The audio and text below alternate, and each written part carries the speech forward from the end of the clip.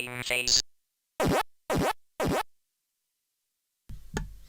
Hello and welcome to another live stream, the first since I was at Play Expo Blackpool, and as such we'll probably be looking at a few of the games that were at Play Expo Blackpool and talking about some of my experiences there, talking about some of the things that people who talked to me mentioned while I was there, and other than that just random arcade games and that. I've not really got a plan.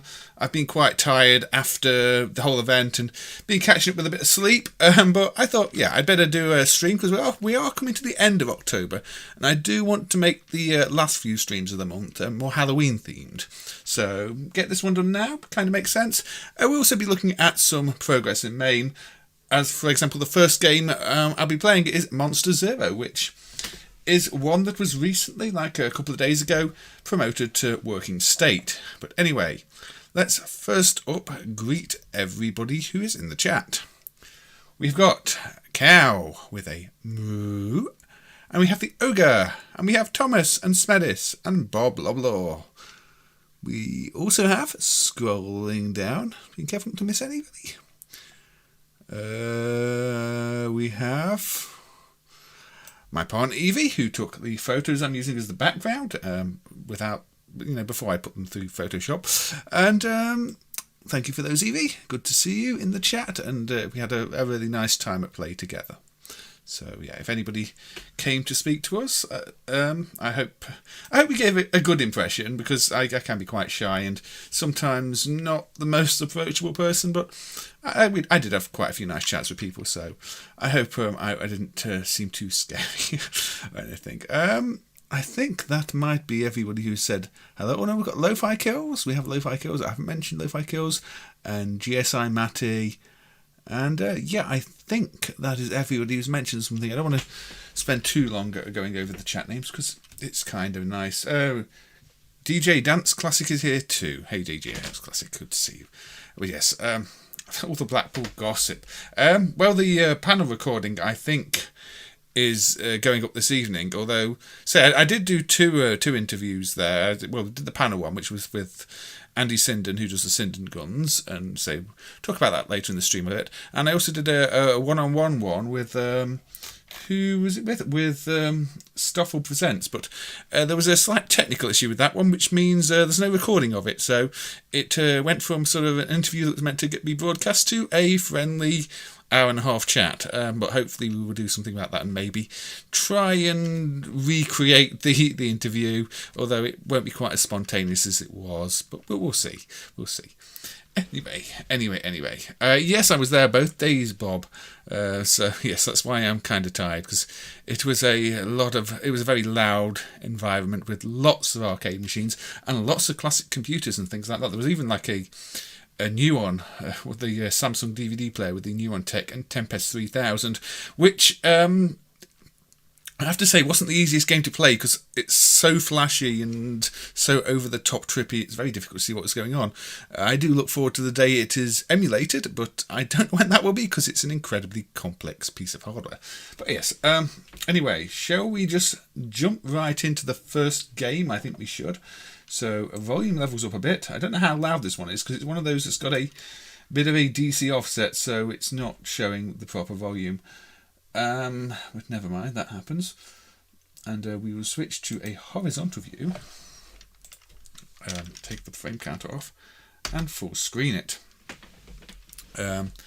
Now, this one is by Neon Game, who did SFX for Nichibutsu, and runs on similar hardware. It has been non-working in MAME for quite a long time, and is one of those classic examples of where it looks like the solution to get it working is a single line to handle the protection, sort of a bit swapping a value and reading it back. But sometimes these things do end up being a single line, and that is all you need to fix certain things that are broken. The credits for this one went to SMF and Dillweed, and a set 2 was added at the same time. I am currently playing the parent set, which is the set that's been there for a while. I don't know if there are any differences. I haven't tried to play set 2 yet. Demo mode here is not very complete by the looks of it, but that's probably just how it is. But let's coin it up and give it a try. Did they have any undumped or one-of-a-kind arcade machines? I didn't see anything that was undumped. Is this loud or is this... okay, this seems quite loud to me, so I'm going to turn it down a little bit. They had lots of pinballs, and they had the Addams Family pinball hooked up to an electric chair type thing, but in terms of arcade machines, no, I don't think any of them were undumped. There was a good selection, a very good selection. There were some really good vector games. They had a Star Wars and an Asteroids, and yeah, they were fantastic. They had an Outrun that was running the enhanced ROM, so the track mode played, even though it was all on free play. And yeah, all the games were on free play or had a credit button, so you know you could play them as much as you wanted to. And everybody was friendly there and took their turns. Nobody was hogging any machines. So yeah, altogether a good experience. This is still very loud. Let's turn it down a bit more. So yeah, anyway, this game, I don't know much about it. It's obviously a space shooter on upgraded Galaxian hardware, much like SFX was. And this is the first time I played it. I saw that it had been added to MAME and improved and promoted to working while I was away, or at least while I was sleeping yesterday, I'm not sure. And so thought, you know what, I'll start the stream of this one, and you can share my first experience with it. So, looks like I got blown up by a literal flagship. Well, I'm shooting pink things that look like a cross between Egyptian figurines and Bubble Bob from Bubble Bobble. I'm not quite sure. Kind of an evil version though. So it's a bit of a horizontal, so it feels a little more like Scramble than say Galaxian, and I didn't complete the first loop. No, SFX is also horizontal, and I'm sure there are plenty of others too. I'd have to look in the driver, but it's hard. Some of them have horizontal gameplay but are vertical screens like Scramble, so it's easy to suddenly, you know, think that Scramble's a horizontal game when it's not. But I'm sure there are other horizontal games in there. Little pink dinosaurs, yeah, that's kind of what they look like. So I'm not sure what the gameplay here is, because the track mode seemed more focused on showing me that big enemy and telling me to shoot eyes, whereas it's not telling me why I'm shooting all these things and building a collection of flags. Well, I'm assuming they're flags or triangles. And I don't know what happens if I shoot that flag that goes across the bottom. Maybe that's related to the flags I'm collecting, because they've just cleared. I don't know. I am discovering this game as you are. Now, I noticed the hardware has various features, including sort of sample playback that regular old Galaxian doesn't have, and it has a background layer that doesn't look to be extensively used at the moment, but I'm assuming that is how they're going to be rendering the big monster later. So it's not quite as impressive looking as SFX, which does look like it's you know, an enhanced Galaxian hardware. It's still pretty good. Colours are pretty typical for a Galaxian type game. As in, not the best, but not the worst. You can fire nice and quickly. But yeah, I've never played this, never seen this one in a cabinet. They absolutely did not have this one at Play, and that's not too surprising. Although, yeah, some of the games that they did have surprised me, and they had an Atari Space Duel, and, you know, that's not the most popular Atari vector game, but again, it was great to play, a little two-player game. I played a bit of that one with Eevee, in fact. We played in the tethered mode, where, you know, your ships are tied together. And again, that's one of the good things about the experience of going to an arcade and playing the games. You can play the two-player version. Is it confirmed the cows on the bridge were heading to Play Expo? I don't think they let them in. We did see one in Blackpool waiting outside a restaurant, but failed to get a photo. I didn't see any inside the actual convention. There were quite a lot of traffic cones surrounding one of the indie stalls. I believe they have a game coming out where you play as a traffic cone. And yeah, there were quite a few new games at Play Expo. There was a Game Boy Color, I think, game called Diffuse, which I got to play, a little puzzle game. So yeah, there weren't just old games. There were new games, people showing off what they were doing, new games on old hardware, new games on fairly recent hardware on the indie tables. But it was all together, yeah, a really nice experience. And say some new pinball tables too. We had a little play on the Stranger Things table, for example. That was good fun. that one vibrates quite intensely when you're playing it, I have to say. Really wants you to feel scared.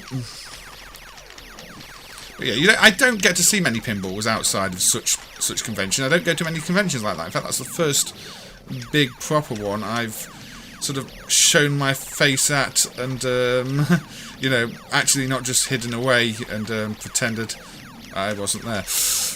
But I do enjoy them because, you know, if you see a pinball in a pub, chances are 90% of it doesn't work anymore. Whereas there they were maintaining the machines around the clock. You know, if one failed, they repaired it. Except the baby Pac-Man, which was in the arcade section, which sadly didn't work at all. I guess it either failed much earlier on the first day than I arrived, or they didn't get it working. There were a few non-working machines. The Dragons there I didn't see running either, and the Space Harrier I think survived half the first day and sadly was offline the rest of the time. But you know, most of the games work well and were enjoyable and playable, and you sort of expect it with these arcade machines these days. I mean, they're failing at an alarming rate, and so what can you do? So when do we get to shoot some eyes?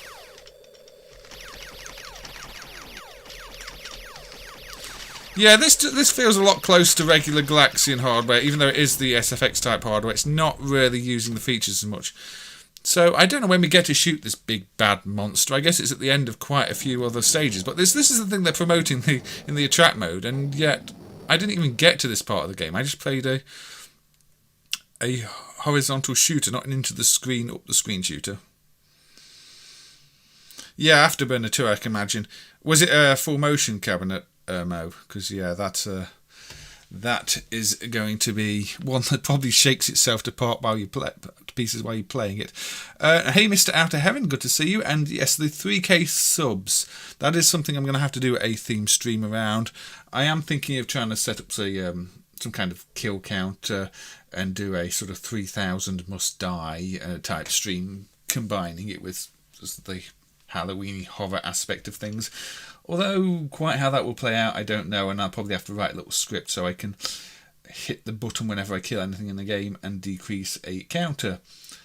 So it's going to be about as accurate as my shooting in this game. But it's an idea. It's an idea. Yeah. Say the Outrun was a motion one they had at Play, and that was good fun. And that was working the whole time. I didn't see Outrun offline. Actually, it's been so long since I sat down in a moving cabinet, it completely threw me off. Although I'm generally terrible at games anyway, more so with real controls for some reason.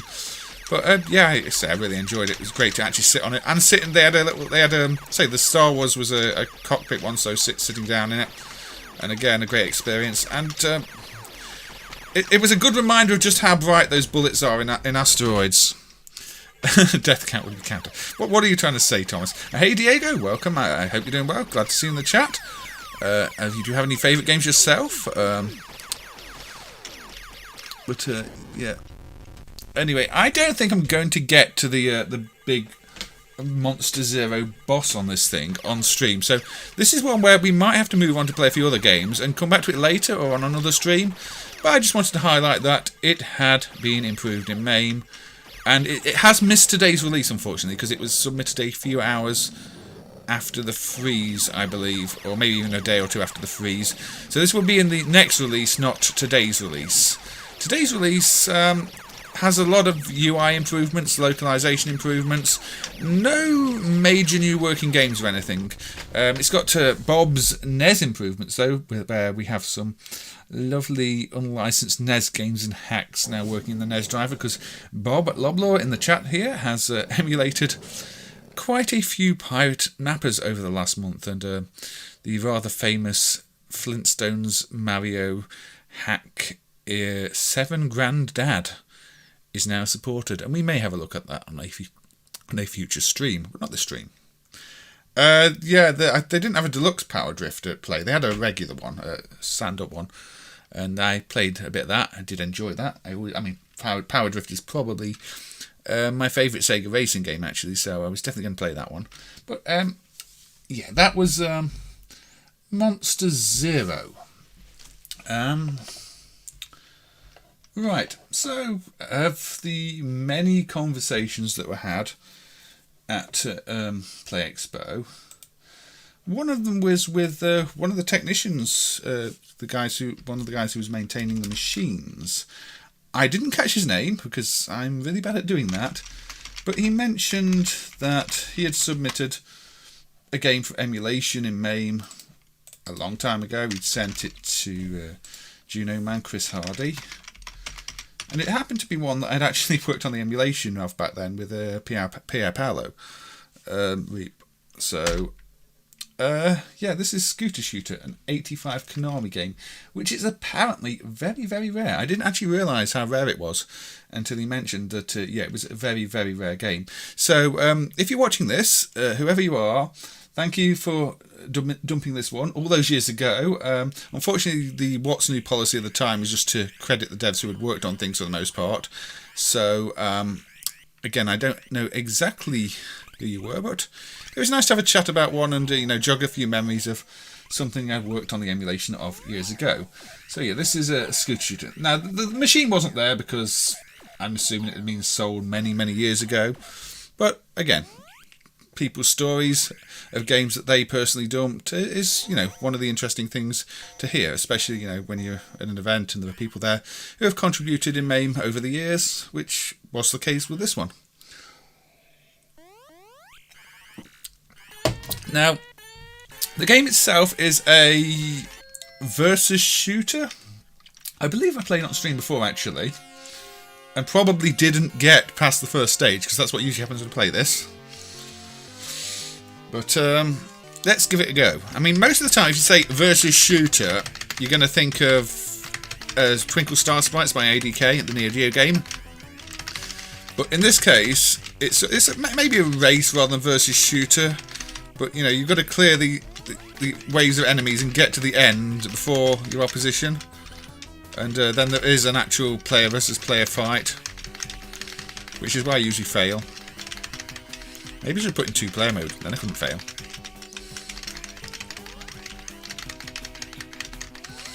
But that would be cheating.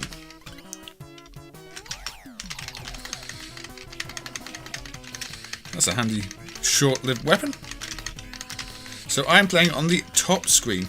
Now I do find split screen to be a bit of an odd approach in the arcades, because arcades typically are a case of where it doesn't matter what something costs, we're going to do it how we want to do it, and so typically a 2-player game that required split screen is instead going to end up on 2 monitors, but here it did go with split screen, which is fair enough. There are some worse offenders for that. I mean, Bonanza Brothers, even if you're playing single player, half the screen is wasted. And see, I died near the end, which sends me back a little bit, but not too far. And I have to try and survive for long enough.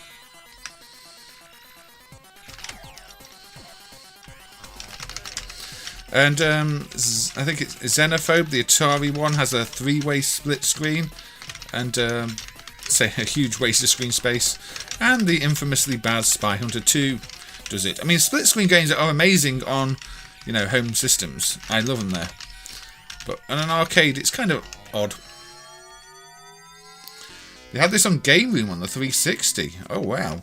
I'm really surprised by that one. I thought this would be one of those that Konami wouldn't even be acknowledging anymore.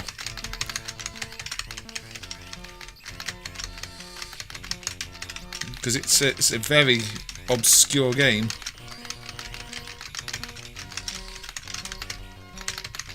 Now, you get power-ups from these things, I think, or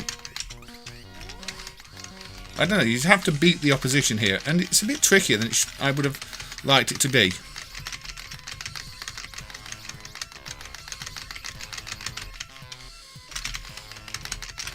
But I get full life again without power up. Oh, there we go.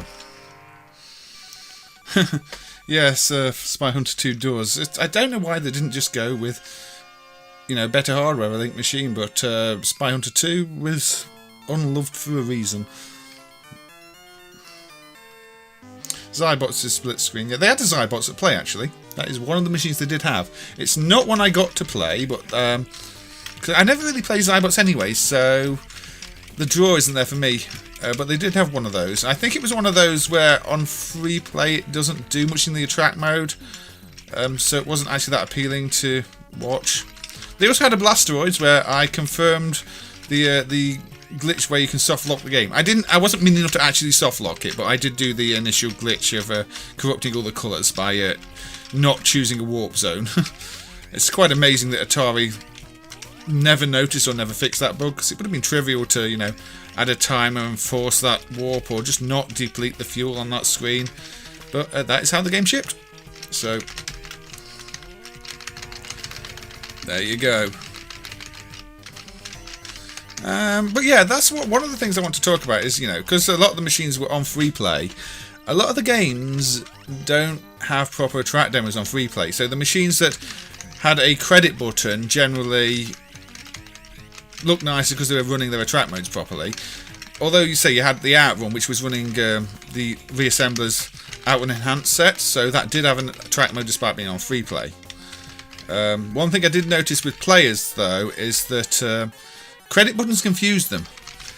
There were quite a few occasions where somebody was stood by a machine and trying to press the start button, not realising that they had to press a credit button down below rather than insert coins. But that's just one of those things, I guess. People who aren't used to playing the arcades or seeing the arcade machines don't really know that. I've beaten stage 1.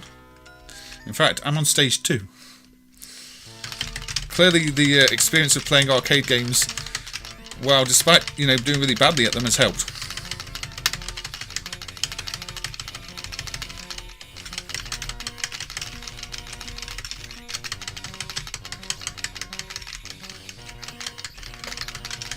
Well, they're not helped that much because I'm losing here, look.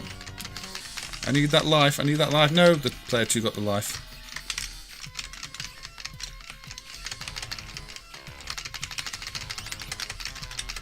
I think this is where I fail. Now this... this bit is trickier. That face is laughing at me in the background without even moving. I'm sure there is a strategy, I just don't know it here, unfortunately. But there we go. Where can you buy these scooters? I don't know. I'm not sure. Maybe if you complete the game, there's one of those write to us and win a free t-shirt type things, but you win a free scooter.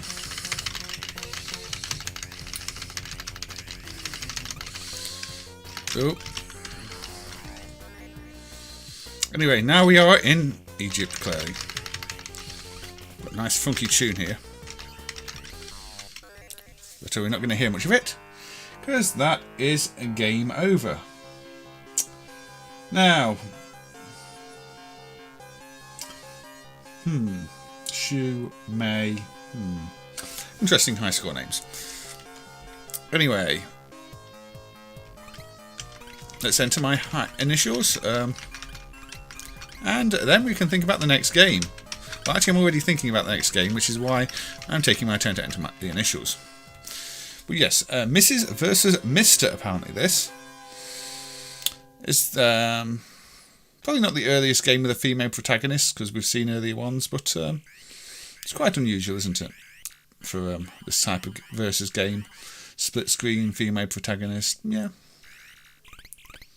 You can get the scooter at your local C5 dealer. I think that might have got Clive into a bit of trouble if it was selling those flying scooters. No licenses to fly them. Yeah. So, where next? This isn't specifically play related, but it is related to a little Easter egg I saw online before I went to play with the Namco Classics Volume 1. At least I hope it's the Namco Classics Volume 1. Otherwise, we will be quickly quitting out and firing up Namco Classics Volume 2. Galaga, Xevious and Mappy. They had the Xevious at Play Expo. They didn't have Galaga or Mappy. And they didn't have a Namco Classics collection, which is a shame because, you know, I think you'd want one of these classic collection units there, even if you've got the original games. They're kind of a nice little thing with the arrange modes, and that is where we'll be looking. Now, we've just been talking about split screen modes, but the arrange mode of Mappy is a split screen mode, where you really play on the bottom. I'm not sure quite why, again, I'm not sure why they went with this, but they did. It's an odd choice to for split screen. But I guess maybe they didn't want to draw all the art twice at different resolutions.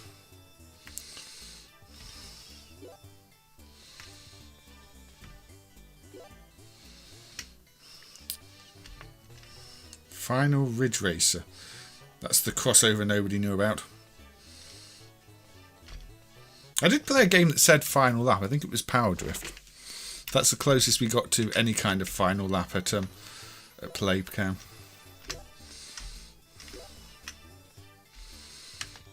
Ooh.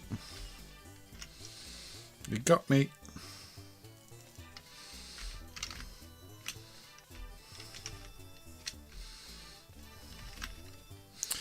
Is there no death sound in this version, or is this just a sound emulation issue? Seems a little quiet sound-wise for Mappy. Also, I'm doing terribly, but that is to be expected.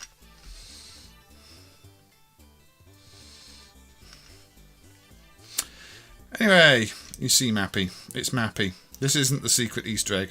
The secret Easter egg is far better.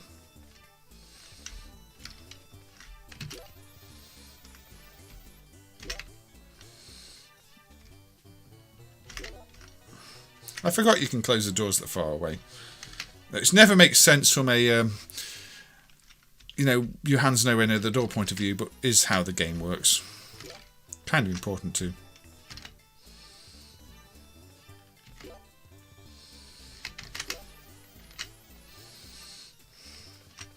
This is the actual cats and mouse thing I'm going to be showing. Yes, the ogre. Did you see that that tweet too on Twitter? It's kind of funny, isn't it? I thought it was just a practical joke when I saw it. I thought, you know, that can't be real, and then I tried the Easter egg, and yeah, it's real. So we'll be doing that shortly. In fact, when I die, we'll probably do that.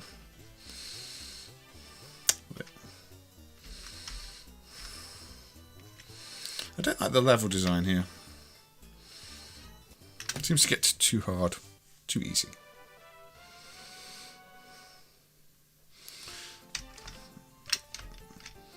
Too hard, too easy, too hard, too early.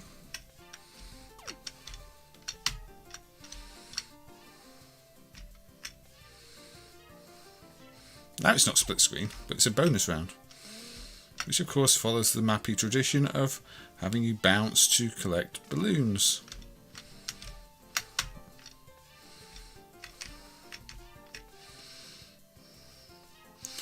Yeah, you tried it out, didn't think it would work, and it does work.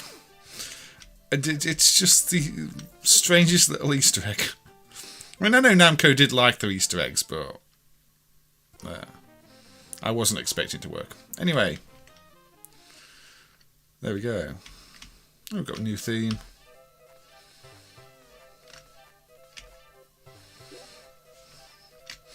But yeah, I should probably do a split screen games theme at some point, shouldn't I? Where I look at all the lots of split screen games, arcade and home.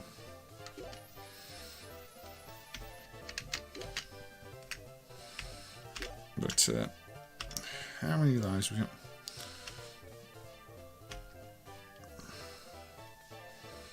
That was clever.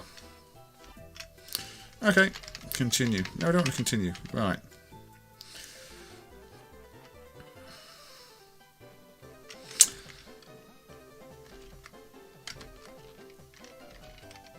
So, yeah. Come on now. I was meant to enter my name. I somehow forgot that.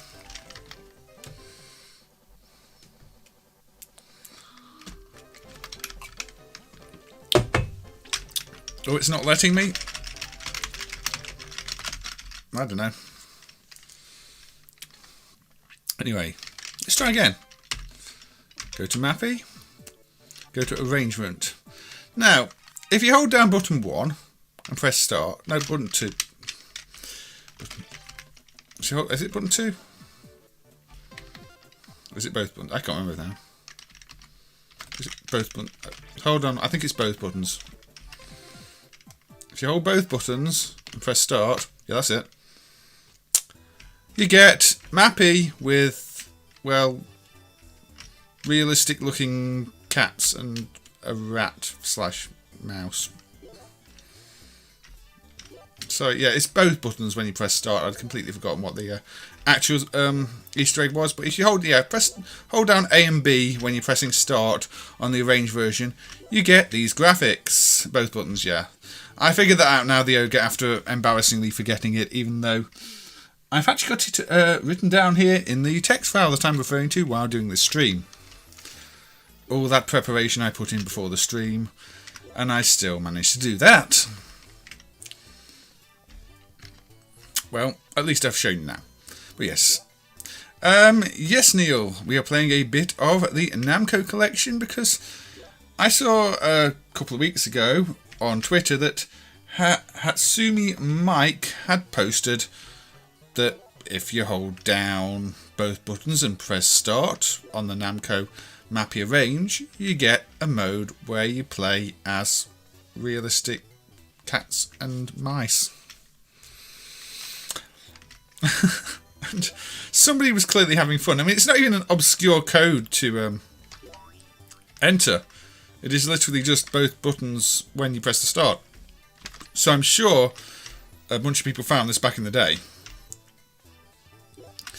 Because sometimes people hold down buttons without even thinking about it.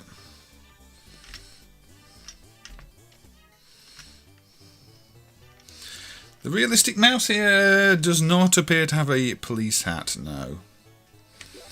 In fact, the realistic mouse here probably would be exterminated.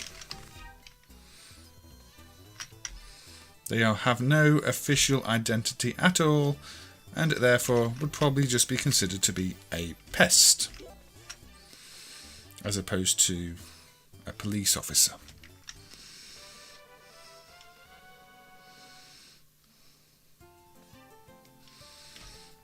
Or you're guessing it's Japanese Miike. Possibly. You are most likely right. So in the bonus round, Mappy is still Mappy, unfortunately. We do not play this round with the little mouse, but I don't know. It was fun for the little bit I played, wasn't it? I'm assuming we'll go back to realistic mouse afterwards, but for the bonus round, yeah. I never know with pronunciations, but yeah, I think it was a Japanese name, so it would make sense, Bob.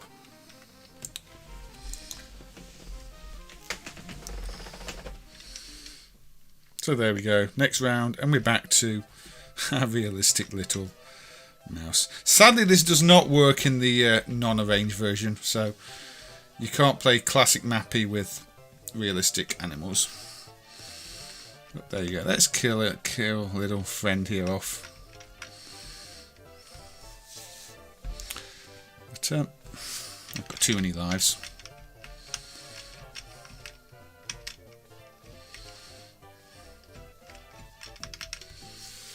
There you go. Mappy. Now, these Namco collections are actually really good. I really like them. I think I prefer Collection 2 over Collection 1, but I'd happily play either of them if I saw them on a cabinet.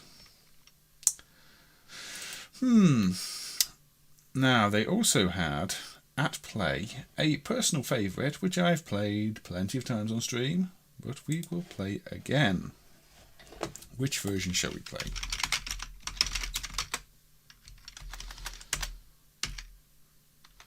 Let's play the Spanish version of Berzerk. Now, on the first day of the show, the Berzerk cabinet was actually running Frenzy, and I was kind of disappointed because I'm not a big fan of Frenzy. But on the second day, it had been converted to a proper Berzerk, and therefore I played it and failed to get the high score because, well, I generally suck at games, especially when I have to play with the joystick. And yeah, I'm not very good with joysticks. This is why I use keys and joypads.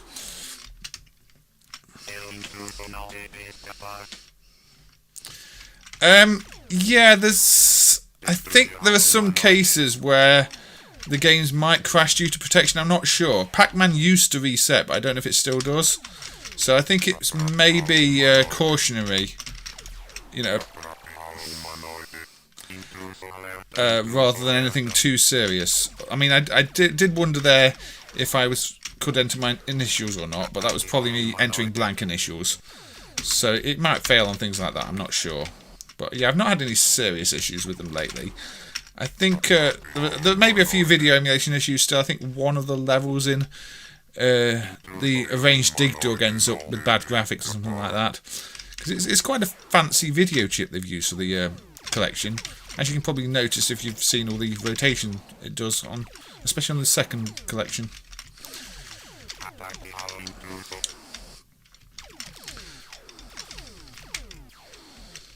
But yeah, a bit of Berzerk.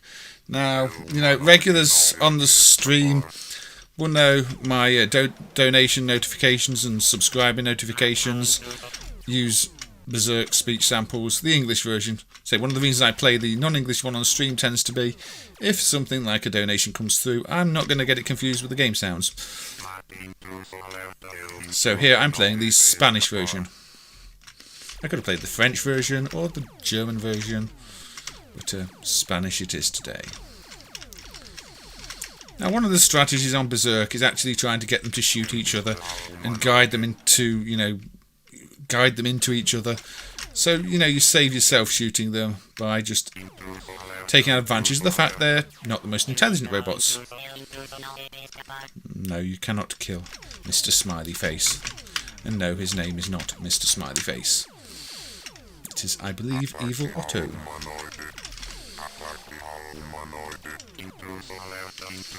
I'm not sure it freezes, does it? I think it just glitches, but I don't know. So, yes. Apparently, I scored some points. Let's switch to a different version of Berzerk, but we're still going to be playing Berzerk. But let's do some French speech. Because why not? Yeah, maybe there was some problem. Maybe I should try playing through the Dig Dug arrangement and seeing what the issues. Apparently, I've never played this version before in this on these streams because there's no high scores. But I love the fact they did translate all this speech, or at least not all of it. I think some of the localized versions have a little less speech, but they translate enough of the speech to, you know, have it still feel like you're playing good old Berzerk. Yeah, I would have stood there playing this one for much longer, but it's only fair to let other people play it, isn't it?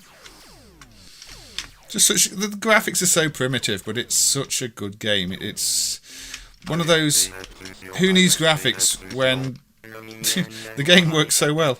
It holds up so well. It's not quite the same without the speech, so it does rely on some presentation values. But look, Mr. Two-Frame animation. Let's guide you there. Yeah, shoot each other.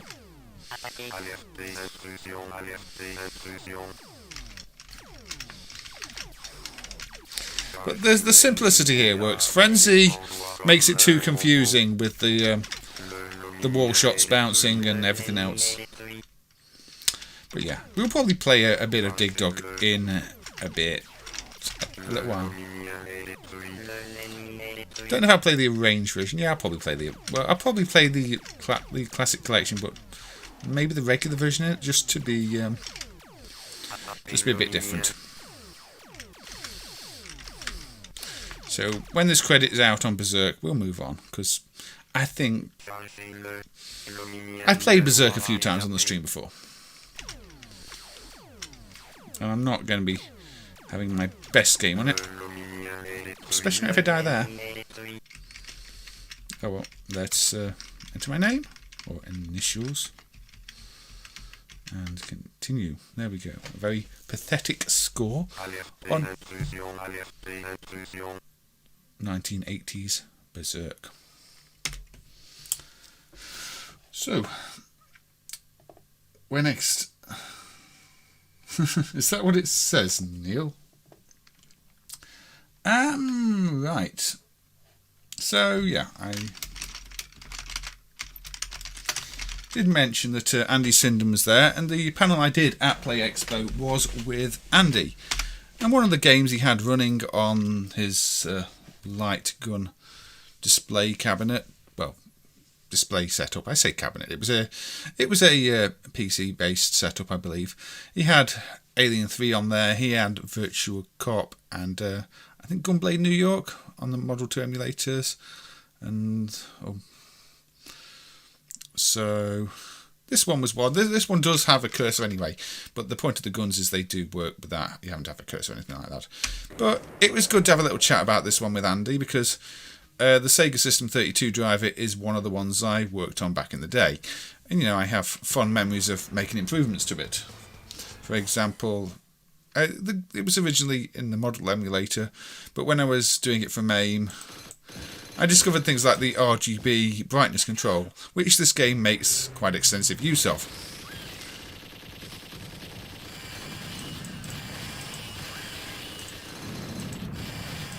So you see, it flashes red with the RGB brightness when you use the flamethrower, for example. Yeah, you played this one recently. It is a good game. It's like a really over-the-top version of Space Gun. Although Space Gun was obviously Taito, and this is Sega. This is one of the model System 32 games that I feel actually holds up really well compared to many of the others, which maybe don't. This is proper sort of horror shooter, isn't it? Kind of perfect for this time of year too. Maybe I should have saved it for another stream, but yeah, no. The Sinden guns work by having a camera on board and looking at tracking things using a white border to work out your position. I'm not sure what would happen if you had a white border within the white border on the game, but I didn't ask these questions. But yeah, they say I was playing this and it seemed to track really well. It was, it was following where I was pointing, and I did really badly at it because, as you can see, even with a mouse, I do really badly at gun games.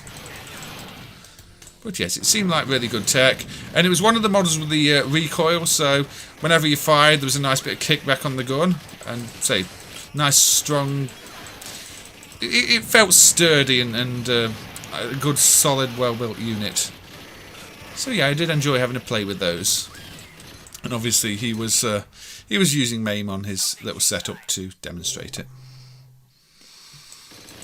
Yeah, I mean the Konami Aliens game's pretty good as well, isn't it? And Aliens vs Predator, so the Alien franchise has spawned quite a few good games. Hey Peter, welcome. Hope you're doing well. Good to see you. Good to see you. And thank you for being here. But yeah, the System 32 driver is one that I initially did a lot of work on back in the day. Aaron did rewrite it at one point, although I think there were still some traces of the things I discovered while working on it. So and there's also some bugs that need to be fixed. I think he introduced a few bugs when he rewrote it, and they've not been fixed since. And at some point, I do need to go back and review that and work out what was in the code that I wrote that's missing or changed, or I don't know. Obviously, title fight being broken is the big example. But some of the shadows on Jurassic Park are also wrong on the later stages. And some effects are missing in Golden Axe, but I'm not sure they were ever there. But yes. Anyway, so yeah, a good shooting game, this one.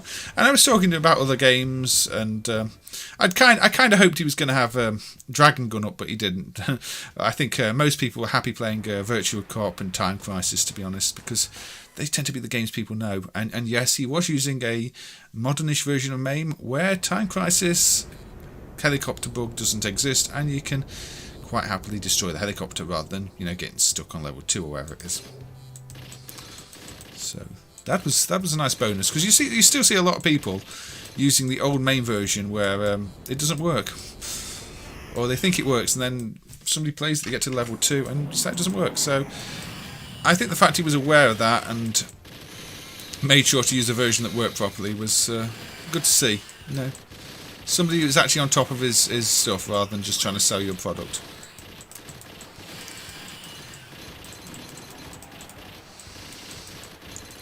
Yeah, there's a Dragon's Gun. The Dragon Gun has dedicated hardware for doing those FMV sequences, and they're only used in about 4 places in the game. It's completely ridiculous. It must have cost a fortune just to do a couple of backgrounds. And yeah, MAME doesn't emulate it because it's a compressed video format that's Intel DVI stuff. I think there were like decoder cards for Windows 3.1 because it was going to be a multimedia format that never took off. And then those chips are on the arcade board. And also Dragon Gun's an interesting one because I've been working on the driver recently, and Phil Bennett discovered that Dragon Gun uses Namco hardware for the sprites. So MAME had 2 different implementations of the Namco sprite hardware without us knowing that Dragon Gun was Namco sprite. So I was refactoring everything, and we'll talk about that in a little bit. But yeah, that was kind of funny because it's like, yeah, we can delete all that code for handling the Namco sprite, the Dragon Gun sprites, because we can just use the Namco code, the same code as Steel Gunner and Final Lap. Oh, and in fact, it's quite. I think some of the Final Lap R fixes we made have helped in their own little way. Because the Dragon Gun kind of makes extensive use of some of the things we needed to fix in the video code. Not just as Dragon Gun. Well, yeah, Dragon Gun does, but the other game on the hardware, Lock and Loaded, also does. And, yeah. Anyway, Alien 3 The Gun was an enjoyable experience at Play Expo Blackpool, when Andy was showing off his Sin and Guns. And, yeah, I think there's still a bit of a backlog on buying them, but I can definitely say they are worth a play, and probably worth the price too, if you want a good gun. Hey Yellow Belly, greetings. And Yellow Belly was also at Play Blackpool, demonstrating something. Shall we have a look at Yellow Belly's game, actually? I think we shall. Now this is not arcade, this is on the Amstrad CPC. So, let's fire it up anyway. Now, Yellow Belly developed this game. It's called Bugs Quest for Tapes. And what am I doing? That's not how you load it. Why is my... Oh, I think my keys have got messed up. Yeah, for some reason. Okay. Technical issues aside, for some reason the pad was mapped to the Q key. Now I'll get this right eventually. There we go. So Yellow Belly, aka Phil, up down the screen, developed this game. It is Bugs Quest for Tapes, and it features Novabug, the Novabug's character. Novabug is another YouTube streamer, an Amstrad CPC streamer, and this game was developed primarily for charity. In fact, it raised over £2,500 for Macmillan Cancer Support, and it's also was put on Antstream. So yeah, there's a version of Antstream, and the version I'm playing here is that censored version for Antstream, because the original version is a little bit naughty in places. So yes, that's you, Yellow Belly. So this is running in MAME. MAME CPC emulation is not all the best, but this is a platform game developed using MPAGD, which is the multi-platform arcade designed by Jonathan Caldwell, which kind of makes it a little bit easier to develop platform games on the CPC, and also there's a version for the Spectrum too, so you can read all the information about the game. So yeah, you see, there's your credits. Brian O'Higgins. Music was by Manshovel and Yellow Belly. The physical media art by Chris Weatherly. And you see, there you go, coding support, title screen, all the people that were involved in this. Yeah. So, anyway, I think this is about the game, so let's get to the game. Bit of a psychedelic colour cycle here. 3,000 in the end. That's really good to hear, isn't it? And it's sort of, again, in the Lost interview from Play, we did talk a bit about that actually, and how these modern games that people are developing on older platforms are important for various reasons, including people doing charity things such as this. So it's a platform game in you sort of Jet Set Willy mode. You've got to get the tapes and you've got to get to the exit. I really like the music on it actually. It's got a very sort of metal style to it, which if you know Manshovel, who sometimes drops by these streams too, that shouldn't surprise you because he does really like his metal.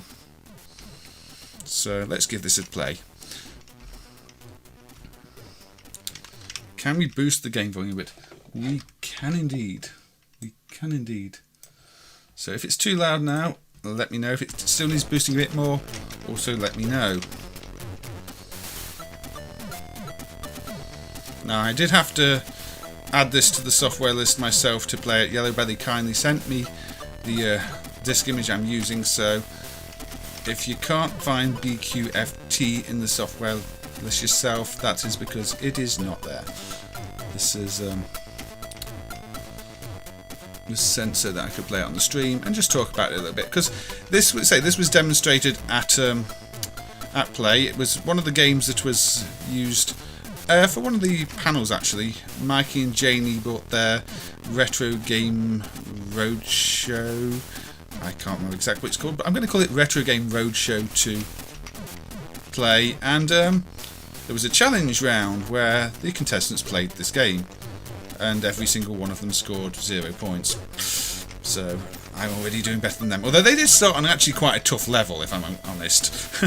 It's like this looks like a difficult one. But yeah, that was Trista Bites captaining one team playing it, and I believe Kim Justice was playing it on the other team. So two of the ladies of retro gaming, or having a play on the game.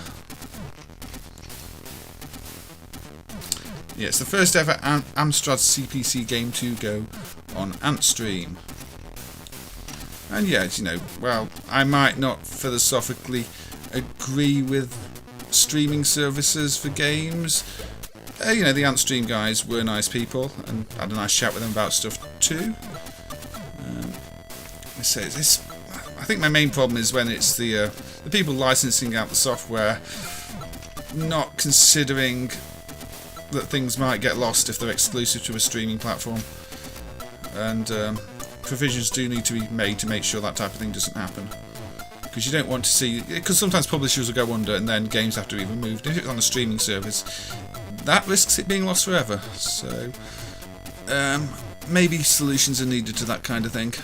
Oh, I need the tape first. What am I doing? Forgot where I was going. It's not something, say, I'd personally use Custado, but I guess that's because my needs are kind of a bit different. I can understand people having that need, but for a lot of the train journey, there was no internet connection, for example, so I could play games that were local. I wouldn't be able to play streamed games. Same with the hotel Wi-Fi. It was slow. Good old Norbrick.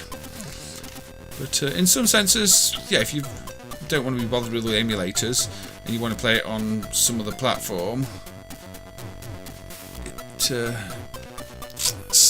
avoids the need for, you know, a lot of the things that are problematic on closed platforms where you can't run your own software.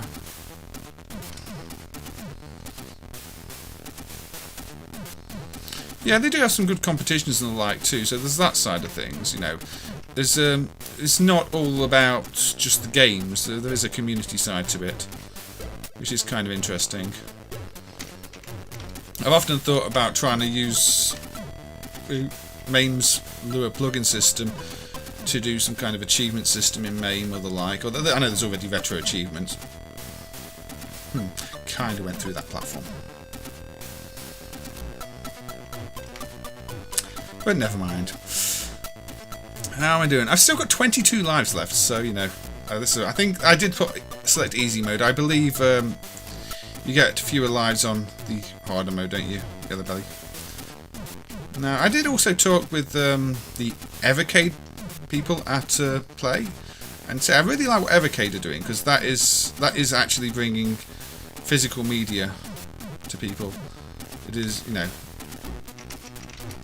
they're making available a lot of games on physical media, and they've got packs like the Gaelco ones, and you know, I have fond memories of working on plenty of Gaelco things with Peter, for example.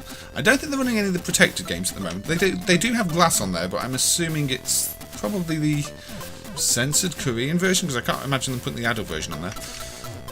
And the Korean version was, say, censored in the first place and unprotected.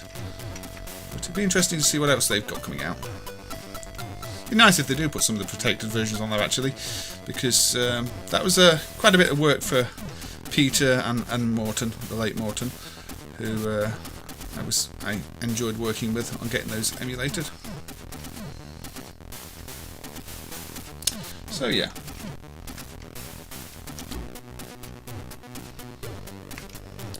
Are they moving away from putting the NES versions on those carts? I mean, I wouldn't know for sure.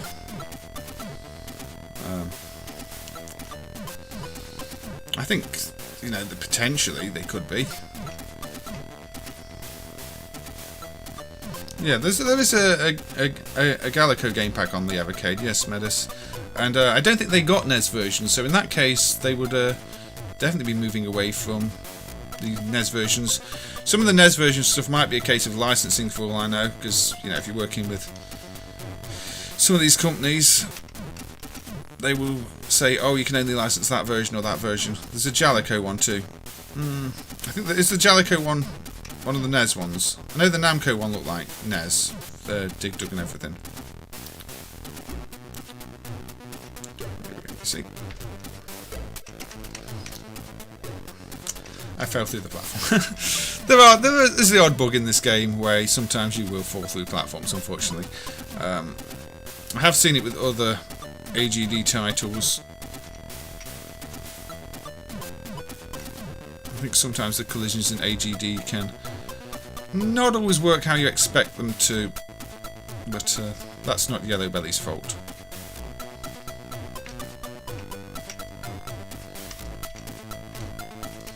I forgot to jump. Anyway, yeah, even the PlayStation Gaelco collections with NES, that is Quest for Tapes, and that was developed by Yellow Belly, who popped in to say hello. And yes, it is the first ever Amstrad game to go on Antstream, and it's a nice little platformer. It shows, you know, that you can make games with things like, say, the MP AGD, and have them look good and run pretty well. So, I mean, maybe somebody who's watching this will be inspired to go ahead and give it a try and make their own game, just like Yellow Belly was, because Yellow Belly, before developing this, had never done a game himself, so it was a learning experience, and this was the result, a perfectly playable game that raised over £3,000 for a worthy cause, for charity. So, you know, let your imagination run loose. Yeah, it's a success, definitely a success. Anyway, we will move on to more arcade stuff. Now, what do I want to talk about? I was talking about Lock and Loaded, wasn't I? Yeah.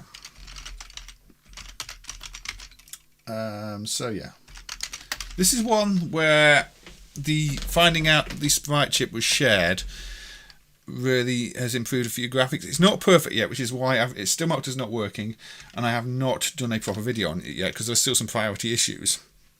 And of course the control issues. Now you do have to calibrate this, which I believe is... let's turn the volume down. Turn the volume down a little bit. That's going to be super loud.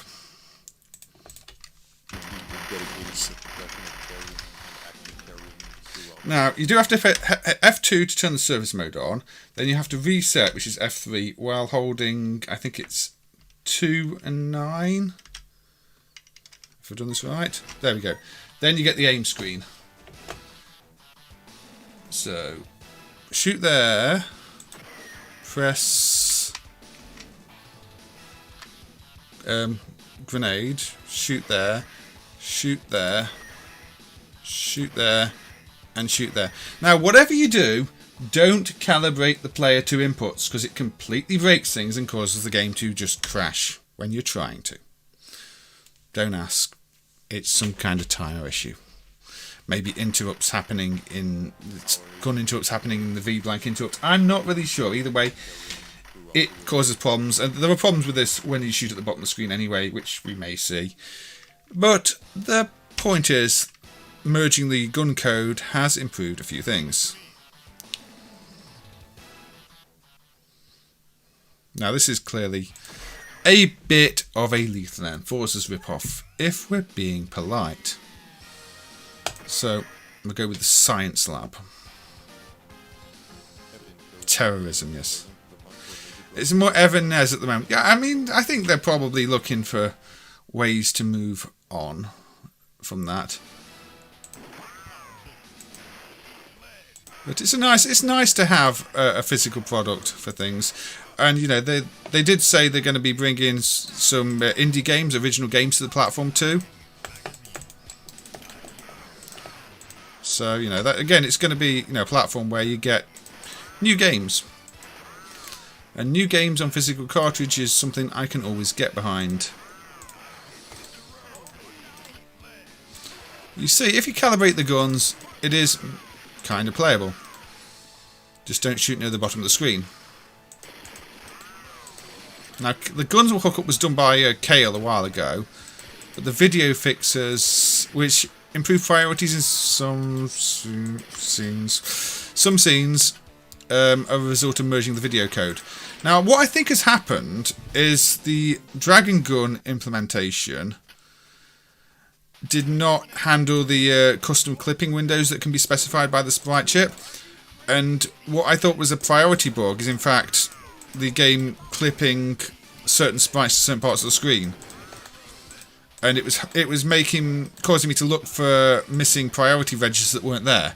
Now that's been fixed. The remaining cases that are bad are priority cases, which means that I can start looking for the real priority register issue and fixing that up.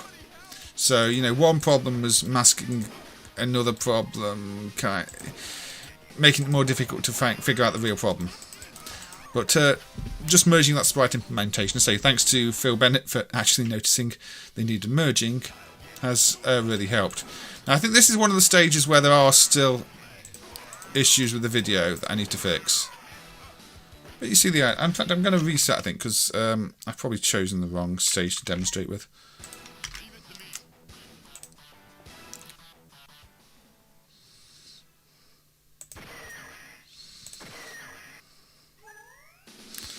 So, was it... which one is it? Was it Smuggler's Lair? This one. This is the stage where I was getting annoyed before. Because these guys would appear over the bus, but I think this is being done with clipping windows to clip them into this area. And before I thought it was, say, a problem with the priority. But now, with the fixes, this renders as it should.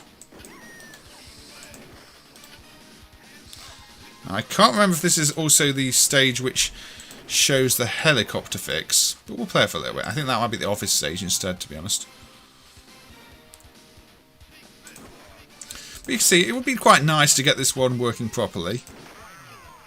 So if I can figure out why player 2 gun crashes and fix the priority bugs, this is one that could potentially end up working.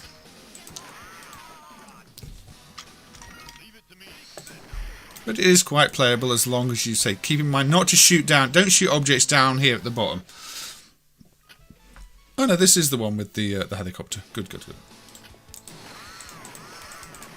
What are they smuggling? Butter. Possibly.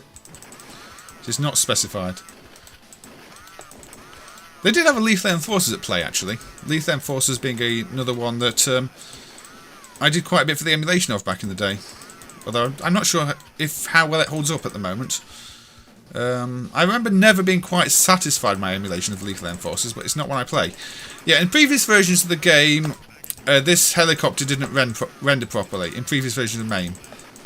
And that, again, came down to, well, one of the same sprite issues as Final Lap R instead, in fact. Although in the horizontal axis rather than the vertical. Whereas Final Lap R we had mispositioned sprites vertically. This uses the same techniques as positioning the sprites horizontally. So what we learned from fixing Final Lap R actually fixed a bug here once the sprite implementation emerged. That's kind of how a lot of these things end up tying together, even though you don't expect it. Yeah, this actually does look a lot better than Lethal Enforcers. And it plays pretty well too. I mean, one of the issues you do have is it's very flashy. You know, if you get the machine gun, it's using proper light guns. So it flashes the screen. If you're using the automatic gun, it's can be a bit much. So even if I just fire quickly, it doesn't look good. The thing is, Lethal Enforcers itself is a really ugly game that felt like Konami were just trying to get rid of parts they didn't want anymore. You know, use up all the video chips they had no use for, so they just threw everything together on using 16-bit chips on a Z80 based board. Although I say that, now we know that Konami used all these video chips on gambling machines too, so I'm not sure. Maybe the design decisions were taken for other reasons.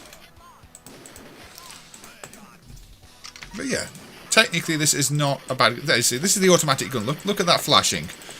Unfortunately, that is just how the game is. Yeah, the grid of white squares is on hardware, so the gun can, you know, pick up the position.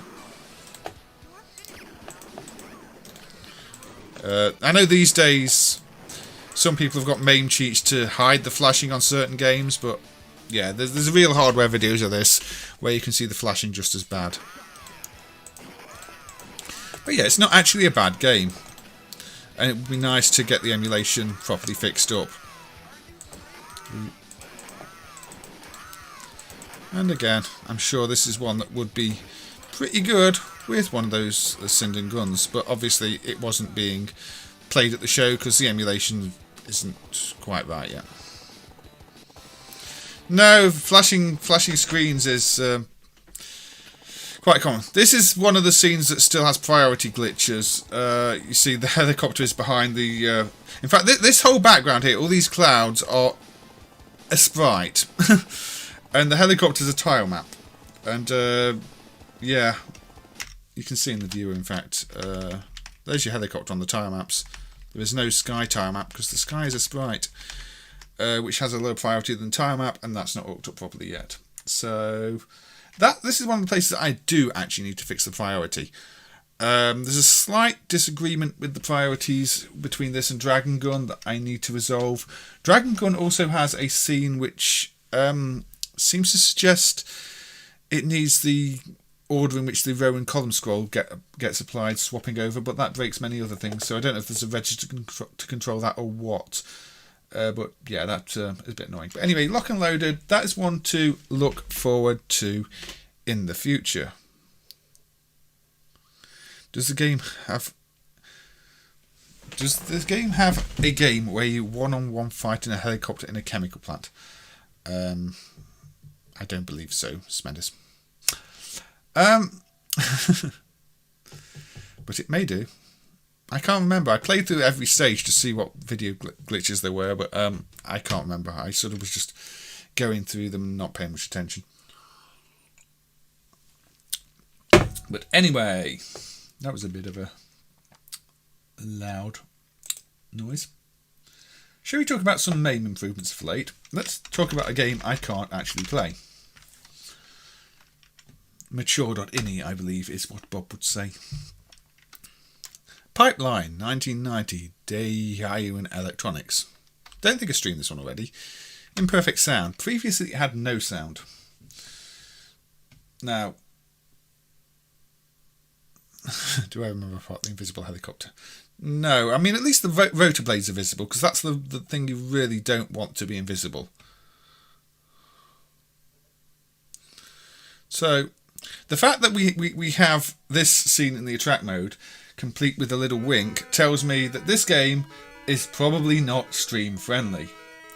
I just wanted to show it because it is an absolutely shameless Pipe Mania ripoff, and the sound emulation was fixed. So there you go. Also, I hooked up the second button because the second button was never hooked up. And so before, even if there wasn't sound, you couldn't really play it. The sound is awful. It is still marked as imperfect sound, but part of me thinks this might actually just be the sound. Anyway, you get the idea. The water comes out the pipe. It goes along the pipe. And you can speed up the second button. It is Pipe Mania with adult cutscenes, as far as I know. And that's all you need to know. It now kind of works in MAME with sound and a second button. I think that might have been the previous version where that was fixed, but I don't think I covered it because it's not really worth covering.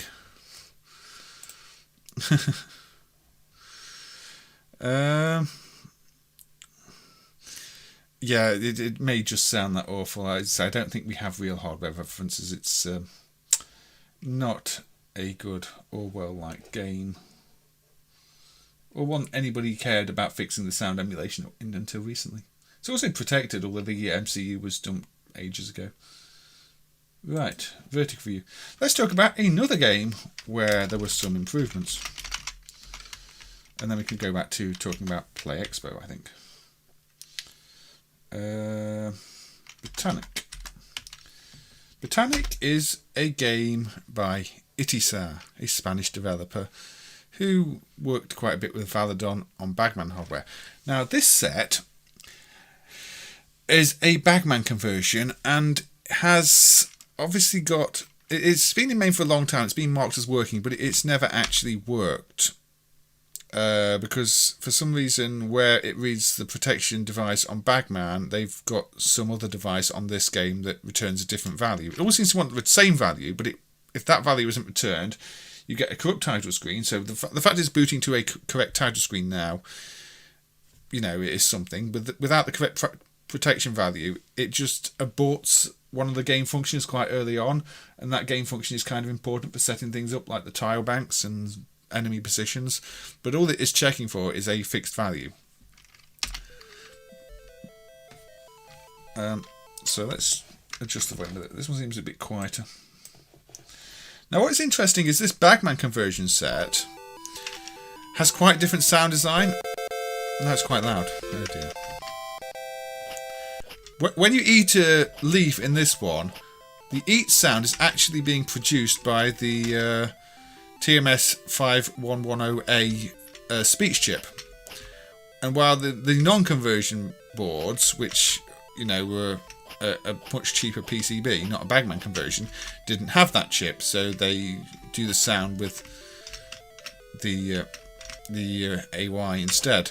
Although there is still a bug open on MAME testers saying that the AY should be producing a beep, not a bit of noise. Although maybe that, again, it points at there being other undumped versions. I'm not sure. It's not a very good game, this. Now, one of the other issues with the protection emulators is this second screen would have a glitched enemy in the top corner that would insta-kill you if you collided, you know, entered the screen there and collided with it. But again, with a fixed value return, it all works. The dedicated hardware version just has cheaper sound. It has a pair of AYs instead of the and there's no TMS chip. This just has a single AY and the TMS chip.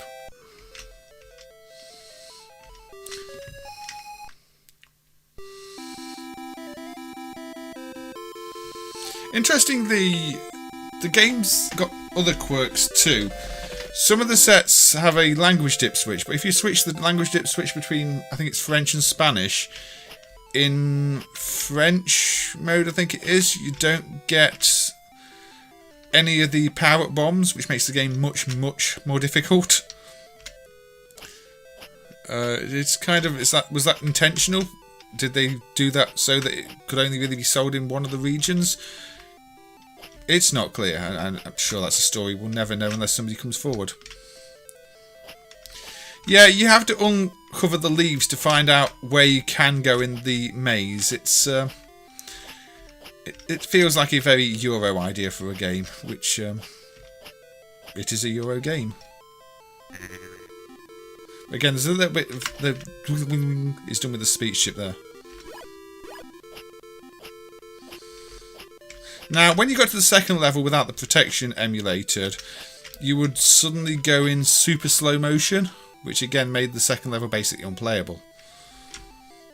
But yeah, it's not a great idea for a game. I think most people would have left their Bagman as Bagman and been happier that way. Yeah, that's basically what it is, isn't it, Smed? It's a fog of war mechanic.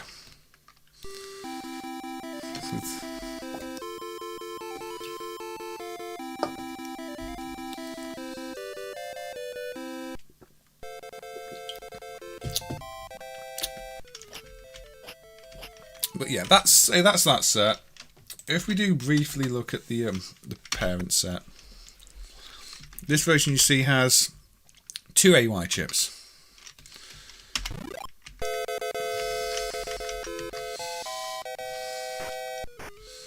So you get this very different sound when you pick something up. Now I say the book report does say that this should be different notes, not just a crunch sound, but I don't know if that is really the same ROM set, or if there maybe are other undone ROM sets, because the AY emulation in MAME is pretty good, so unless there's other circuitry involved, it's an odd bug to have it's an odd bug report. But while we are in that driver, we'll look at another game where the sound was fixed, and these fixes are in the latest version of MAME. So this is Pickin by Valadon. So you say Valadon was French, Itisa was Spanish, and Pickin runs on the cheaper board, where it's got the pair of AYs, and the AYs were previously not correctly hooked up, so the sound and music was kind of wrong in this. It is now a bug report for a game with bugs. Yes, Costardo. It is a very buggy game, even if it runs perfectly. Now, this is also a terrible idea for a game. Maybe Bob would like it because it involves arranging a warehouse. Basically, you've got to move all the yellow tiles to the yellow one, all the green tiles to the green one, and yeah. But previously, I believe the music didn't work. So now you get this nice tune. Is it a nice tune? It's a tune.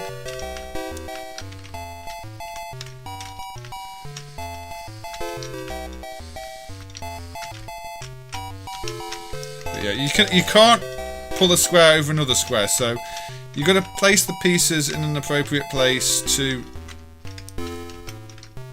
allow yourself to fill each of these. The problem is there's only ever one entrance on each one, and you've also got to avoid these annoying things while doing it. And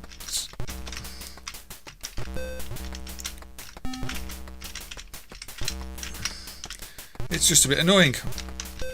Unfortunately, I don't know if the sound is perfect yet, because once this thing starts bouncing around, we do seem to end up with quite odd sounds again. So is the sound now correct, or is the sound still buggy? You tell me. I have never played this on an original cabinet. I will probably never play this on an original cabinet. It still seems to be playing the some of the music, but most of the channels go missing for a while. And yeah, these things move the pieces around and just...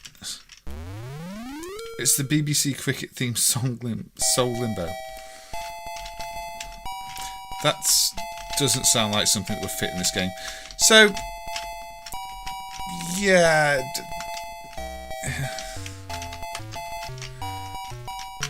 I don't think this is a good idea for an arcade game. Which is probably why nobody remembers it. But if this is your thing, then yeah, the emulation was improved in MAME.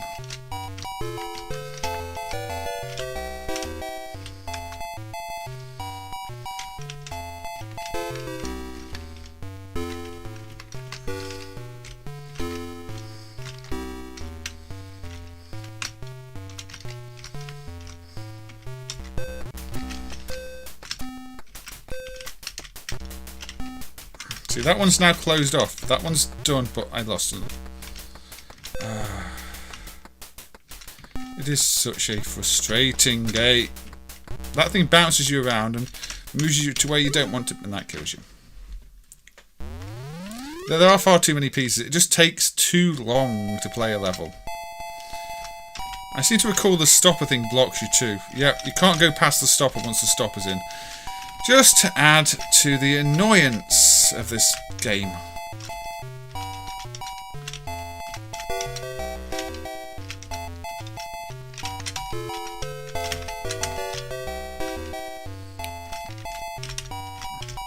I do just want to try and complete a level, but I'm not guaranteeing we will.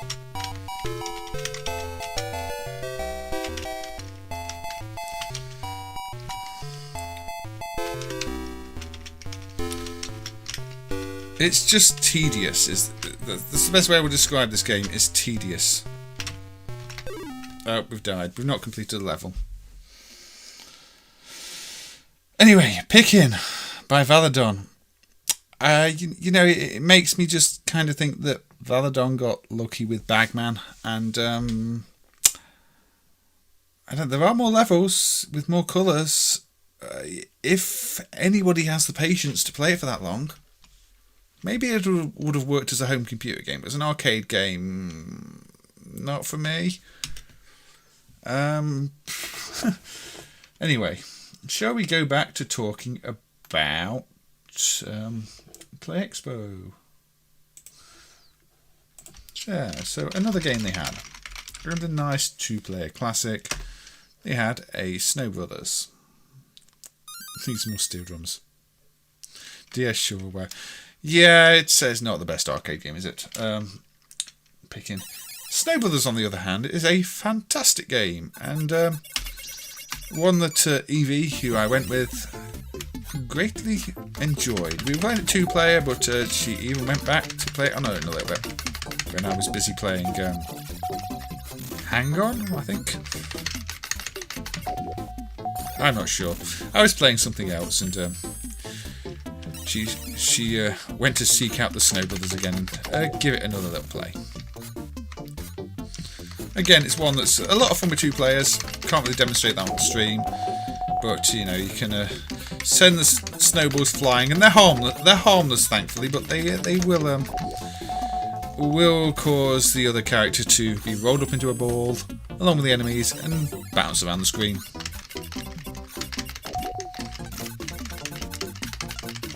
Yeah, I've always enjoyed a bit of Snow Brothers, and yeah, as a game, Snow Brothers is kind of relevant to me because the hardware it runs on is the basis of a lot of the Semicom games. They changed the sound system, but things like Hyper Pac-Man basically run on clone versions of this. Oh look, we've got a pumpkin. Pumpkin for Halloween. And yes, you can push the snowballs up with your head, and stand on them. You know, we talk about Nightmare in the Dark being a rip-off of this, but this does actually have deeper mechanics in terms of how you can use the snowballs. With Nightmare in the Dark, you just end up dragging the balls of fire around, so it's not quite got the depth that this has. This is the better game. Would it be quite nice if they had a Snow Brothers 2 there, because that supports 4 players, but I know somebody said Snow Brothers 2 was really popular in Korea, but I've literally never seen a Snow Brothers 2 myself. Although, I don't know, some of the multiplayer cabinets they did have there were unfortunately didn't have all the controls wired up. They had a Mercs, but only the centre player was playable, which was a shame. But again, I was talking to the tech guy, and he said that some of the machines had literally just arrived in the country, or just arrived, and they hadn't had time to look at them. So we were sort of play testing them as much as anybody else with a few of them. But that's all right. I'm sure if they can be fixed up, they'll be fixed up for future events. It didn't crash, at least. It played absolutely perfectly. But it's just it didn't have the other controls wired up. Yeah, this was a really big game. It's still quite surprising. Some of the ports of this got cancelled. Famously, the Amiga one got cancelled, didn't it?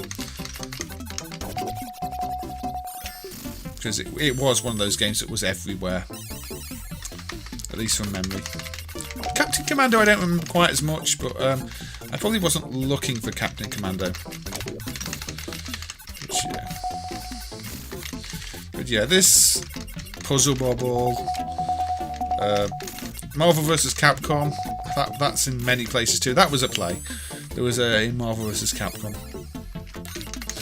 We haven't really talked about all the console stuff that was there. There was a PC-98 laptop running Mystic Square, which I did try to play in... Oh dear. I did briefly try to play in MAME before the stream, but the video mode doesn't work properly with it, and all I could find was a hard drive image that wasn't software listed. I have asked Kale if he's ever looked at it, and he's not aware of the problem. But I don't know. Obviously it wasn't fixed in time for the stream, and isn't currently fixed to my knowledge. Maybe if Kale doesn't look at it, I'll have to have a look at it. Kale's been busy though. The latest main release does have some Amiga improvements from Kale, although sadly they don't really do anything for my favourite software. Things like Sensible Water Soccer still doesn't run. I did play a bit of Sensible Water Soccer there. They had a modded CD32 with a bunch of games installed on it, including Sensible Soccer.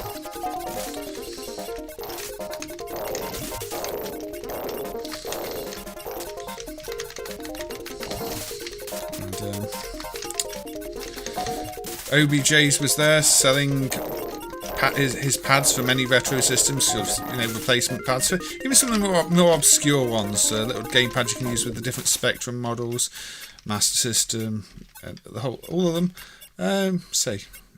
Plenty of different machines. Double Dragon was in every machine for you, Neil. I don't really remember Double Dragon myself. I remember it on the home systems more. Anyway, so a bit of Snow Brothers. I think we know Snow Brothers, and that was the end of my life there. But Snow Brothers is... Does the arcade version have story scenes? No, not to my knowledge, Bob. It's just a pure game. I thought the Amiga one got released online many years later. Yeah, Raiden. There was a Raiden 2 at Play. I think it was set on easy though, because I actually didn't do too badly on it. The monitor was a bit messed up, very blurry, very out of focus. But again, CRTs now, they're becoming rare and expensive, and it makes you sort of regret throwing out all of them back in the day. But that's how these things go. So, shall we talk a bit about MAME progress again? So let's clear some things we've played off this list here, because we don't want to be playing too many of them. Played that. We don't want to play them again, rather, accidentally. So yeah, one of the pieces of MAME progress of late was Vil looking at Rolling Extreme.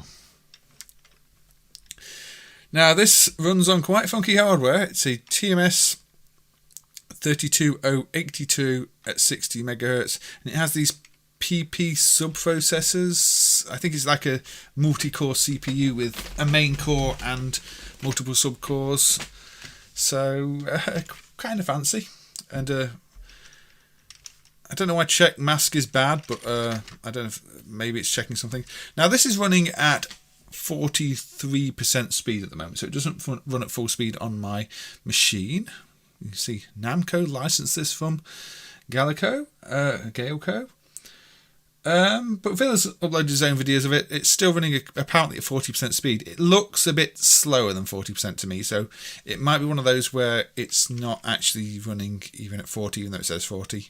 There's still some visual glitches, but considering how utterly ridiculous the hardware is here, this is one that I thought we'd never actually see running properly. So to get it looking arguably better than even, say, the Hyper Neo Geo stuff is impressive. I think Vil was looking at doing some HLE for the sound, so there are still some video glitches, but it's overall pretty impressive. Don't know if we need to calibrate anything. But say there is no sound at the moment. Concrete. Medium res monitors are very rare. Lots of these things are. I'd imagine the proper vector ones are too, which is why it was impressive they had so many vector games, especially the colour ones, which were, really pretty. So yeah, you can play it, you can control it. So, be interesting if Phil hooks up the sound, even if it's HLE, to avoid emulating another processor or one of the sub-processors. I don't know if it's currently using a recompiler core of any sort. Maybe there's potential for speeding it up there. At the moment it is a bit slow. But, I consider it pretty much a miracle to see this running at all. So, credit to Vil for some pretty fancy work in getting this one as good as it is.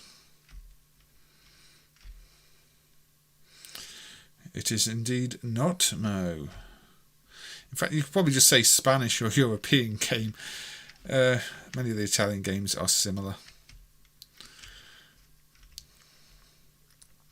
There are a few Playmark games I'd like to play, and just the odd bit of casual nudity in them is a slight problem for the stream. I may have to somehow find a way to censor them. You see, we're not going to spend too long on this. Vil has his own videos of it, but you can see the progress. This is the state it is in today's MAME release. So if you want to fire this up for yourself and have a look at it running like this, you can do. Crazy roller coaster. I've never seen one of these, even if Namco licensed it. I guess it wasn't the most widespread of games. But yeah, not a bad one at all. I bet this will be quite a lot of fun at full speed on a real cabinet. Road Rash Lurge or Lurge. How do you pronounce that? I don't know. Is it Lurge or Luge, isn't it? Luge, I think. Luge? I don't know. I don't like words. I decided I don't like words. I've heard it said before. I'm trying to think. Anyway. Let's play inside. I'm pretty sure I shot down a helicopter like that a bit earlier. Maybe not that one. But it's got all your little cutscenes, things flying around, crashing into buildings. Nice and busy, as you'd expect for a game of this period. But, yeah. Loose. I don't know. I'm embarrassing myself here. But yes, it's... lying down racing.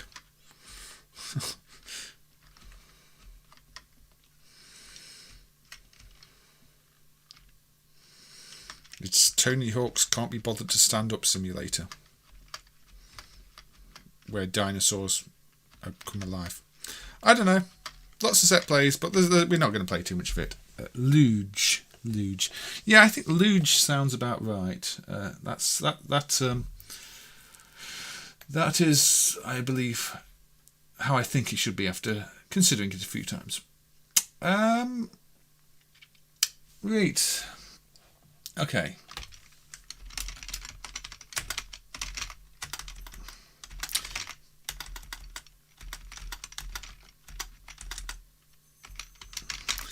One game that people did come to talk to me about was WWF Wrestlefest. That might not be surprising because it is one of the ones that was mentioned on the information about me that was distributed and put online before the event.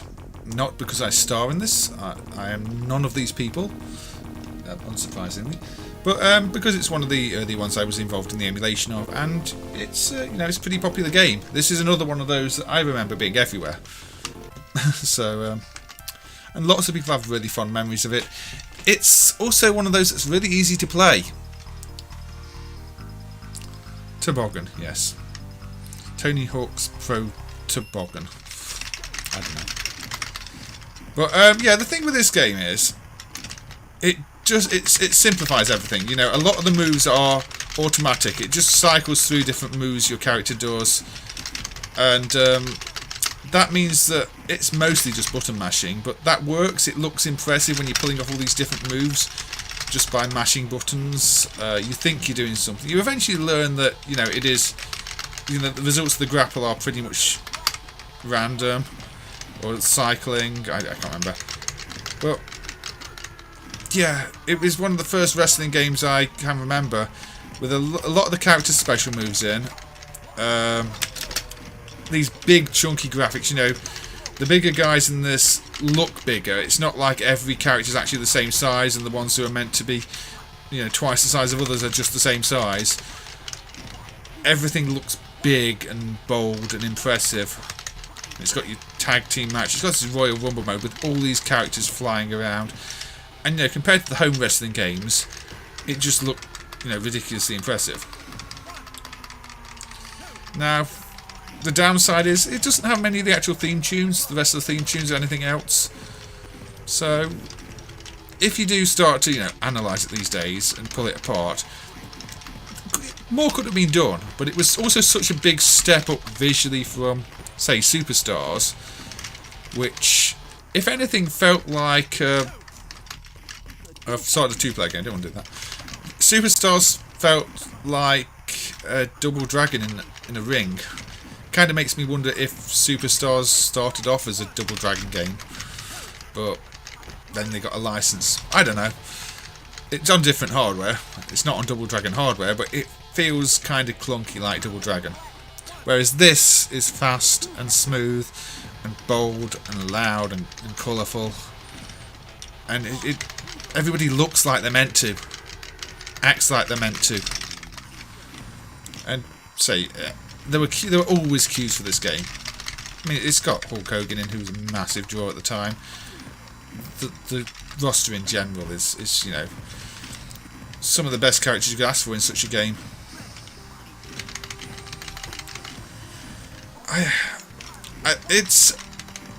I mean, there's no Double Dragon games of this quality. The hardware is very similar to Double Dragon 3, but we know how Double Dragon 3 turned out. To the point we don't talk about Double Dragon 3. Now, there is outside the ring fighting in this, not in Royal Rumble mode, obviously. Although, again, that's kind of automatic. If somebody gets thrown outside the ring, you'll end up outside the ring. You can't just leave the ring whenever you want.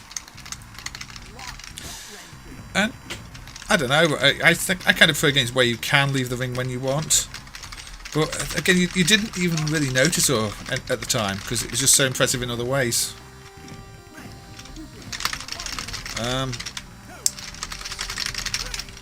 Oh, I got knocked out. No, I didn't. I'm still here. Just not got. So yeah, you can say it's up to 4 players too. So I can start 4 players or try to. And that's also another one of those things. If you got you and 3 other mates, fighting in a ring, Royal Rumble, nothing else was offering that experience. Capcom did have the Slam Masters games eventually. I think they came out after this, didn't they? Can't remember. But again, they weren't quite the same. They didn't have all the recognisable characters. I'm the one on the left here, Mr. Perfect. Apparently, player 4 is Hulk Hogan, who's doing nothing, which makes life easy for me. But yeah, I'm not going to spend too long on this. But I guess this is one of the ones I remember emulating early on. Rain did it before MAME, and so you know I was playing a lot of it in Rain and working things out by playing it in Rain. But I was emulating it in MAME, and it was often requested, you know, when's it coming to MAME when it was in Rain. But this was all in a very short period of time. At the time, you know, it seemed like forever, but really it was probably exclusively in Rain for less than a year. Just so much was happening back then in such a short time.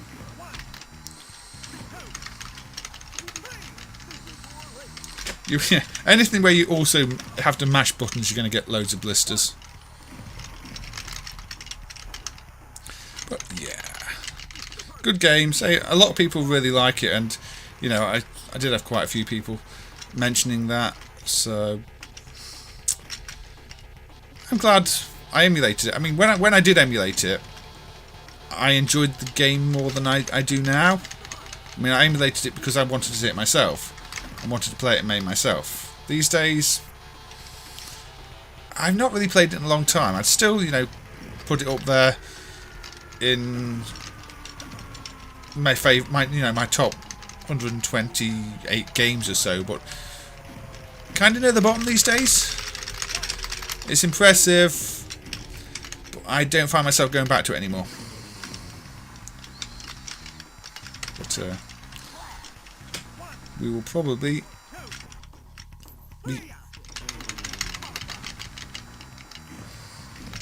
be ending this match soon. I'm going to win, I'm going to lose. I think I'm probably going to lose.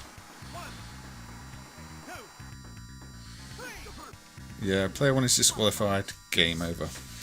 I did not win the Royal Rumble. Apparently I beat one person. Oh dear. Let's not talk about that. But there you go. A bit of Wrestlefest, a bit of keyboard mashing. Where shall we go now? Let's go to a place where there is lots of crime. They call it Crime City. This is a Chase HQ spin-off. It's a bit like eSWAT, but not eSWAT, because it's Crime City with Tony Gibson and Raymond Brody from Chase HQ in Crime City. Except this isn't a racing game, this is a side-scrolling game. Side-scrolling, say eSWAT type rip-off. A little bit Bad Dude Z, that kind of 90s game that a little bit generic. Again, this was one that we played 2-player a little bit. Not too much of this one because it's not the most addictive game, and you say you can't shoot at angles, you can shoot left and right, so you don't have that nice satisfying Contra feel of doing rolls and shooting at angles. It's a little stiffer, it's a little, you know, a bit more Rolling Thunder like. You can roll forward, but yeah, this is more in the mould of, say, Rolling Thunder and Shinobi without the doors, without the jumping on higher and lower platforms as much. But it's kind of stiffer. Fire forward, you duck out the way of things, you fire forward a bit more, you progress through the level.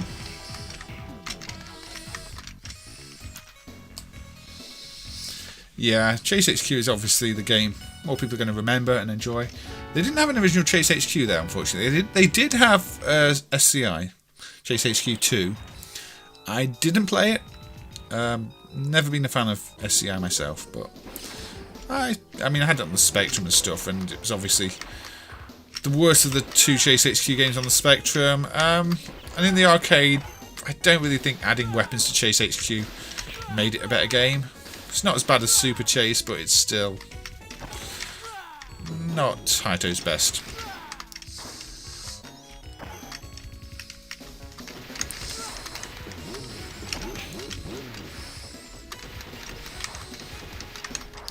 No Bill and Lance, no. GG Shinobi except with guns. Yeah, it's that type of game, isn't it?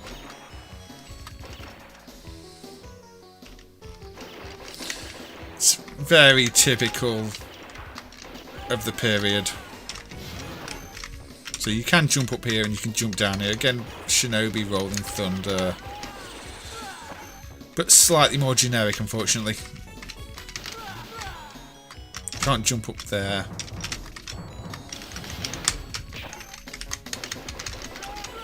The cars remind you of GG Shinobi.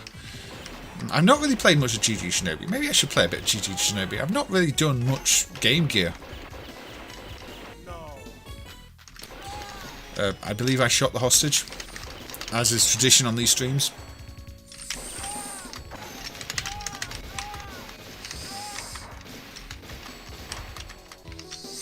Yeah. Then we get this into the screen bit, which is kind of, again, a little bit Shinobi bonus stage, Contra 3D stage. Slight lack of originality.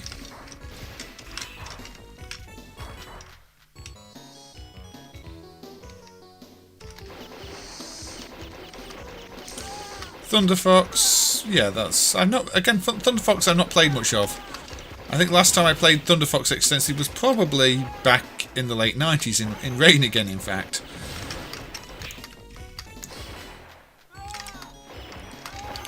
Some cheap hits here too. When you jump on the car there, you think you can probably stand on it, because you stood on ones earlier and then you suddenly just lose health.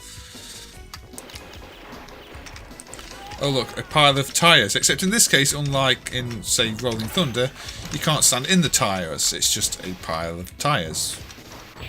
And clearly Donkey Kong is hiding somewhere, because there's lots of barrels flying around.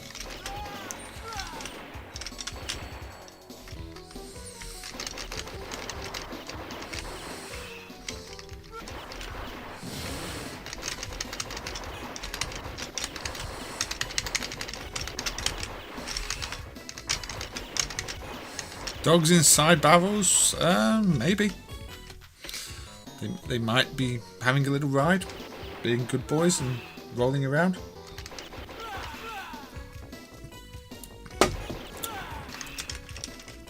I believe knowing the opening times of the bank is the most important thing here.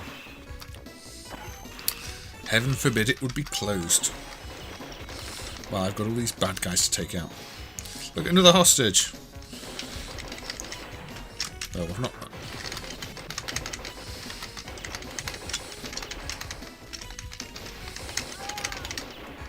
Oh, I didn't shoot the hostage this time. That is a shame.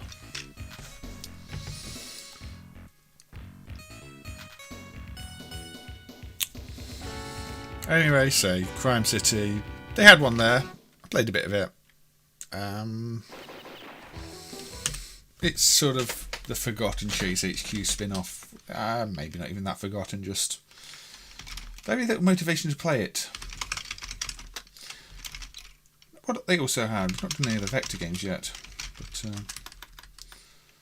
really wanted to play this on dials, but they had Space Duel by Atari. Now, this was kind of interesting there, because there was a very obvious blue dot in the middle of the monitor. And there are colour vector games in MAME with obvious blue dots in the middle of the monitor, but this isn't one of them. What's the controls? Select is 2. Okay. 1 player. Now, one of the things with this is you have this linked up ship mechanic, and the ships are rotating around each other, and they're tethered. It's a bit like, you know, Knuckles Chaotix or Emotion on the Amiga and Amstrad and other platforms. It's not quite elasticated here like Emotion, but they are tethered. Maybe a bit like Boogie Wings when you pick up the other player.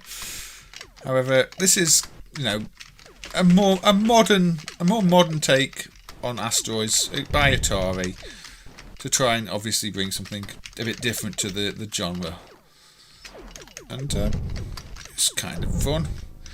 Obviously not as well remembered as Asteroids. It doesn't have those really bright shots like Asteroids either. Again, it's so easy to forget just how bright the Asteroid shots are. When you've not played the game in a while, you kind of forget. Then you see a cabinet, you play the game Asteroids, and you realise the whites are like the brightest white your TV will ever show for everything, like all the regular graphics. And then the bullets are like looking into the sun. It's like, yeah, there's no way a TV could display this, or a PC monitor could display this, because I'm pretty sure if you stared at those dots for too long, they would be burned into your eyes. That is how bright the bullets are in Asteroids. And you can say that, and then years will pass, and you'll think, oh, they can't be that bright. You must have been imagining it, and then you see them again, and they're that bright. They really are. Yeah, it's got a thrust. Thrust does have you pulling the ball on the chain around, doesn't it? Yeah, the ball on to escape. Obviously, you're not escaping from a cavern here, but yeah, thrust did use a tether mechanic for the ball and physics. Impressive little game, Thrust.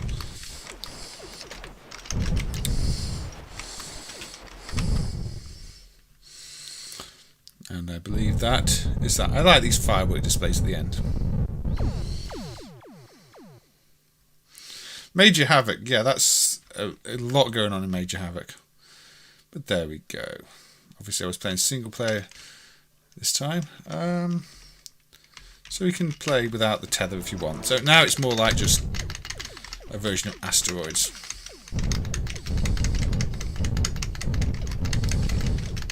So yeah, I don't know why there was a blue square, a blue dot in the middle of the monitor on this one, on real hardware. I don't know if Vector monitors have any kind of burning issue. Maybe it's been running Eliminator before that, or if it's just maybe MAME somehow filters it out on this driver and shouldn't be. But then even with Eliminator, the Sega game in MAME, one of the sets does and one of the sets doesn't. So I really don't know what's going on there. But it's always nice to play a space shooter. And say this is one of the ones I did enjoy, especially the 2-player mode. Or with the tethered ships. Again, playing with Evie, who had never played the game before, but did enjoy it, I think. I don't know if she's still watching, but she may have gone to sleep. I did start the stream quite late at 9 o'clock, and we are 2 hours in, pretty much. So I think you can expect another hour or so.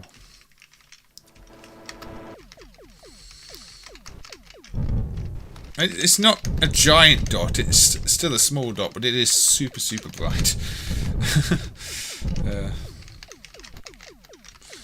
We'll have a quick look at Eliminator after this as well. The Sega Gremlin game. You're still here. Alright, I'm glad to hear that, Evie. You're still watching. I've not bored you to sleep yet, but yeah, we had a bit of fun with this one.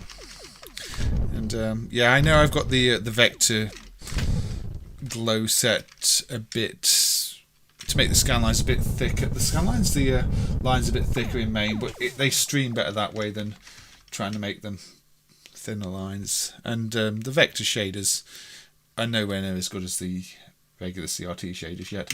But yeah, that was Space Duel. And I will quickly put on Eliminator because I think it's a 2-player set. Has the dot. I mean, it's a white dot when you use the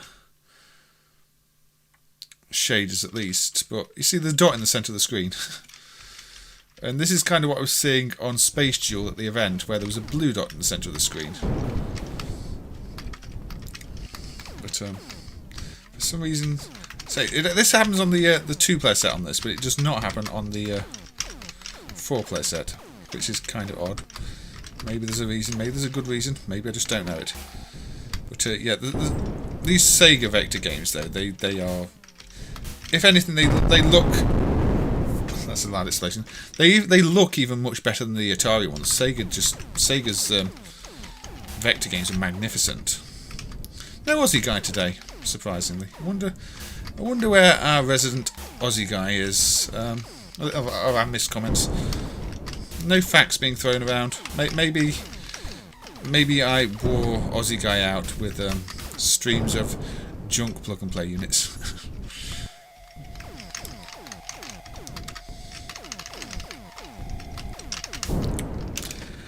And that didn't last very long. I love the little rainbows in the C shape. Yeah, that's the 2-player version. The 4-player version does not have that dot in the centre of the screen for some reason. It's also got this timer.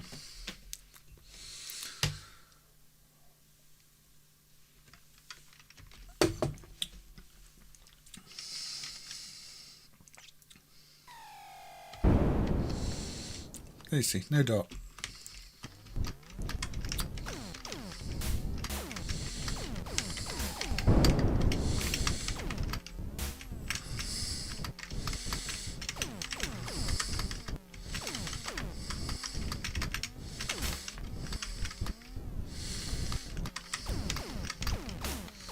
I don't know what causes the dot. It must be in the software.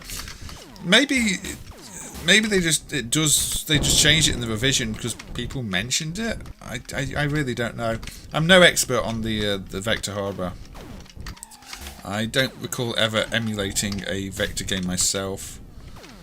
I'm amazed by them. I think they're fascinating games. Just not games I have ever personally been involved in the emulation of. Oh, that was clever. And that was a very quick game of Eliminator, where you can be eliminated very quickly. So... Oh, hey Stephen, welcome to the stream. I am doing well, I hope you are too. We are just playing some games, some of them that were at Play Expo, some of them where I've been demonstrating improvements in MAME, and just some because I want to play them. Right, one that I mention in conversation quite often, and again mentioned in conversation at Play, was the Moonwalk prototype on Frenzy hardware. So I've played this on stream before, and this is the one where one board was found. You know, the soundboard was found many years before the game board, and the soundboard was found in a completely different country, like halfway across the world. So we've only ever known of one copy of this game, and it was found in 2 different pieces in 2 different countries. And we're probably very lucky to have this. This is the original Moon War, not the released version, which was a very different game on very different hardware. I have played this on stream before, and no, that wasn't a donation. This does have the coin detected in pocket sample from Berzerk. Yeah, this is... I'd love to see one of these. I'm sure you could convert a Berzerk to a Frenzy to run one if you install the dials, but I don't think, unless somebody actually decides to do that or make a kit for Berzerk where it can be multi-game and a control panel swap, I'm ever going to see it, because I don't think anybody would want to convert a Frenzy or Berzerk to this these days, because Frenzy and Berzerk are much more popular games. Now, the thing with this is, you've got... If you face away from the enemies, it will deflect them. So, the back of your ship pushes things away, which is the deflector shield. You can flip, so if you quickly need to push something away, you can flip. You can fire your mines as well, so you can lay mines in the playfield, up to 4 of them, for enemies to collide with. And that's really it. It's meant to use a dial for spinning around, but it's a really simple game. And it looks like a vector game. It's not a vector game, it's a raster game. But it's just, it's like Berzerk, just like Berzerk, it's super simple, but super addictive. You do stop on the spot, so, you know, if you're expecting momentum like Asteroids, you're not going to get it, which I think works for this. Hey, look, we've got Otto here. But, you know, sometimes simple works.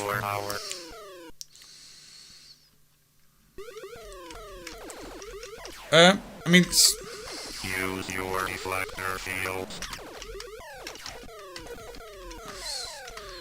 So this is actually one of my favourite games in MAME, and it's a game that didn't even get released.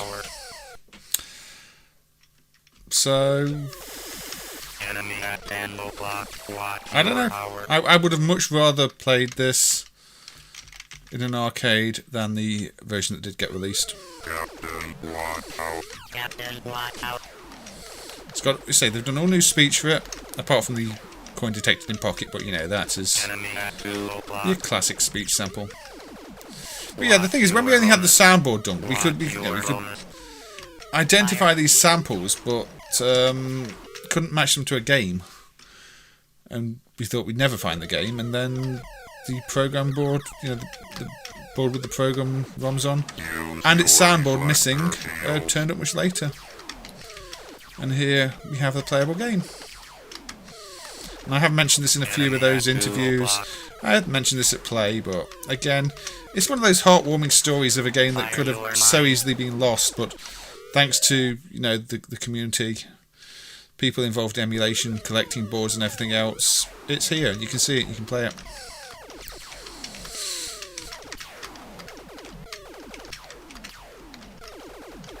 Yeah, I mean, they had their basic code for the high score table, but it doesn't play like Berzerk or Frenzy. It's just a nice, simple game.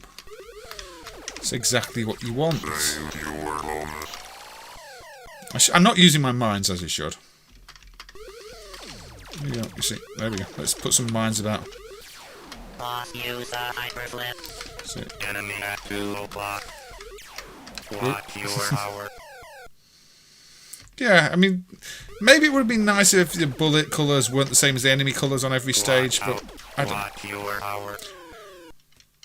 Otherwise, I have no complaints about this one. I will play this one for a long time. Please save the Earth.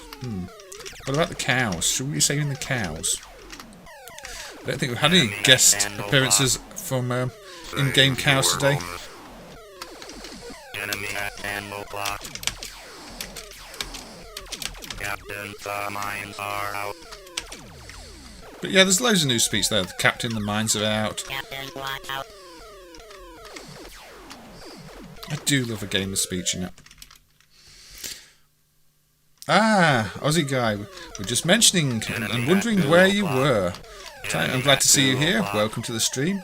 Your random facts have been missed. But yeah, we're just playing a little bit of Moon War because it's one I mention all the time. It's a heartwarming story. And plus, it's a fun game. This one. Watch your hour. Fire.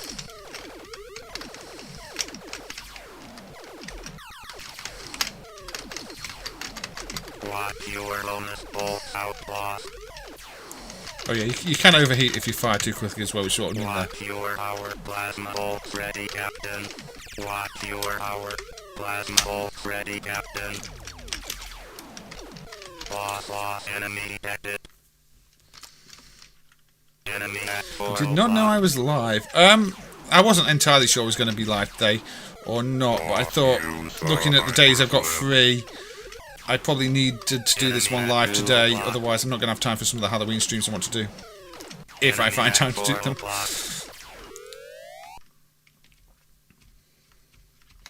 Fire. Come on, let's take out these. See, they are firing at me now, which is Watch your hour. let's not get past that. Anyway, say absolutely go and play the prototype Moon War. Coins detected in pocket.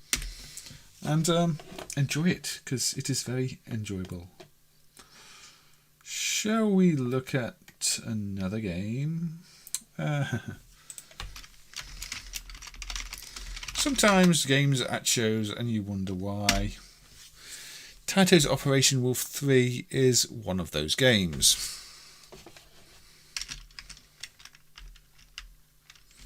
Do I have to calibrate it or something? How do I calibrate it when I can't see the cursor? Okay.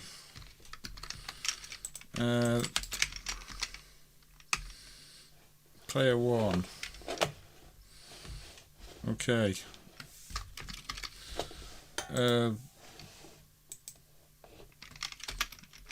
This isn't easy to calibrate because there's no on-screen display. I can tell I've never played this one in MAME much. Is this going to work? Maybe. coins detected Oh, in we have a real coin detected in pocket, thanks to Neil with the £5 donation through the super chat. Much appreciated, Neil. So it's always good to see you in the stream, the chat and the stream, and thank you for the £5 there. I do always appreciate it, and say nobody. I'm not expecting anybody to donate, so when they do, it's always a nice surprise. So thank you, I appreciate it. I'm just trying to get this thing to work now. It doesn't want to work on me.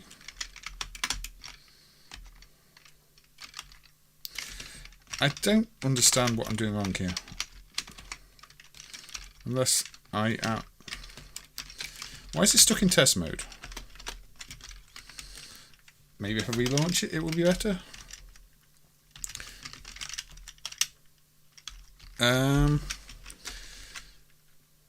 What on earth is going on? Yeah, I can't remember. I think we'll pass on Operation Wolf 3. It's not going to play for me. I don't know how to calibrate it. This is why I prefer games to be pre-calibrated in MAME, because if they're not, it's sometimes a bit of a nightmare to actually get them calibrated. You checked out the other Moon War. Yeah, it is quite the downgrade. So yeah, we'll come back to Operation Wolf 3 on another stream. It was at Play Blackpool Expo. I didn't play it. It's not very good. And maybe I should add a default calibration in MAME, because otherwise things like that happen. And obviously it's not going to be regression tested if it doesn't boot in the automatic regression tests. Where shall we go then? They had this classic there. I played a little bit of it. They had a Capcom in 1942. Now this is one of those where, say the Capcom logo there was broken in MAME for many years and was fixed, I think, last year. Because of the way the sprite rendering works, it splits the sprite list into two parts. The second part of it, half of that list goes to one half of the screen and half goes to the other, and they do the Capcom effect that way. Now, I played a bit of this. It is one of those that unfortunately had a little bit of an intermittent fault there, where sometimes the screen would just start rolling rather than you're playing. Not when you press the roll button, because that would have been amusing, but yeah, the monitor had a few sync problems. It seemed to be working quite reliably for some people, because there were some very high scores being set, but now and again it'd just start rolling. Again, you're going to have issues with old CRTs and old boards, and they need repairing. It's a high maintenance hobby now, is collecting and maintaining arcade boards. One of your friends loves it. I don't mind it. It certainly set a lot, it set the standard for a lot of shooters. It gave a good design template, and it plays really well. It's just a bit long and doesn't actually change much. You're just basically doing the same thing for a good hour or so. And visually there's not much variety. But you don't expect that to be in such an early game. And I suppose compared to, say, Galaxian, where there's just a star field, there's a lot of variety here. But when I've played more modern shooters, it's kind of hard to appreciate some of the things that would have been really impressive at the time of this one. Yeah, 32 long stages. Nice little... Well, it's a fake scaling effect. There's no hardware scaling, but it's nice to see the enemy drop into the water like that. It gets everything right, this. It's just one of those, like many of the classics, where the formula has since been taken and refined, and much more has been added to it. Capcom's first big hit game. It was certainly better than the Vorgus as a shooter goes. And it's fast, it's smooth, it's direct. The sound design is interesting with all the sort of beeps and whistles, but again it's become sort of iconic.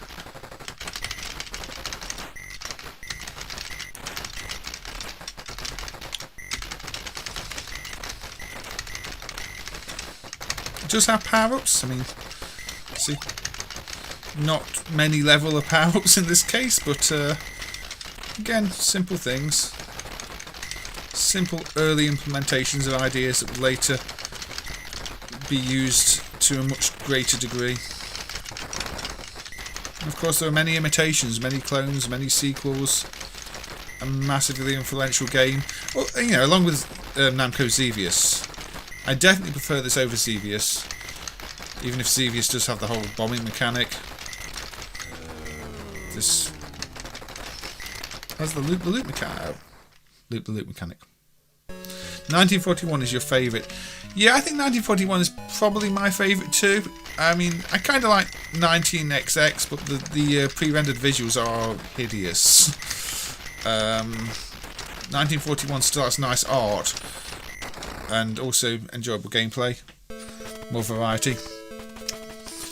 Anyway, 1942 was ported to the NES Famicom by Micronics, Wixie, Chaos, and as Bob says, it was terrible. We do need to have a look at some more terrible ports on a stream, don't we? Again, this is sort of just a quickly unprepared stream where I'm looking at things I played at Play and main progress. I've not had time to think, oh, I'm going to play some NES games. But we also had a look at Yellow Belly's Bug's Quest for Tapes, the censored version.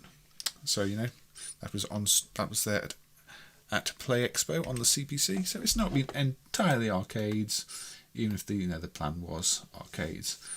But yes, it is a shame the Stoffel Presents interview I did 1-to-1 didn't record properly. But if we can re-record that, that'd be a nice one to share later, because we did talk about some of the things I've talked about in the stream there. And I think one of the reasons I'm doing the stream is to just try and keep them in my head so that I can have a think. Okay, here's one. The person I was talking to, the tech guy, was also mentioned Nemesis. Because I think it was Nemesis. Because he wasn't. He said in MAME there is latency between the sprite and background layers. It doesn't happen on the PCBs. So let's have a look.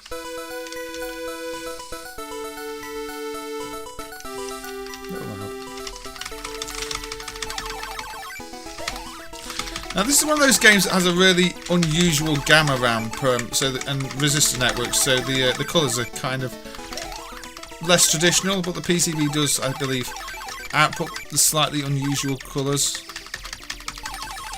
Let's have a little play.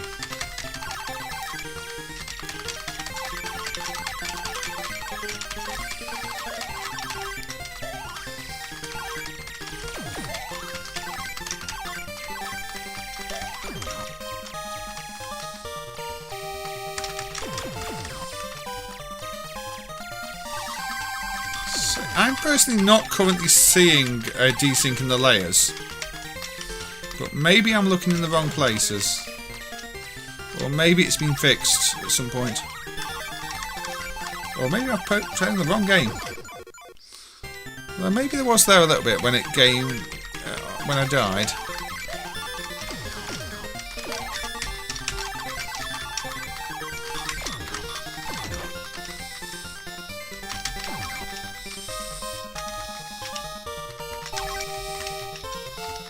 This and Space Harrier you can't get over being 1985. Yeah, they're really good looking games. It's obviously not as technically as advanced as Space Harrier, but still some absolutely beautiful art.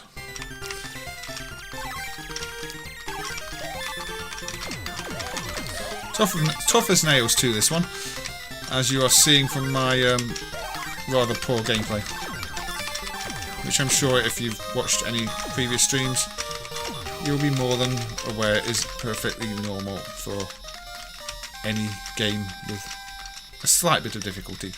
I love the way they fade the music down as well. And that. Game over.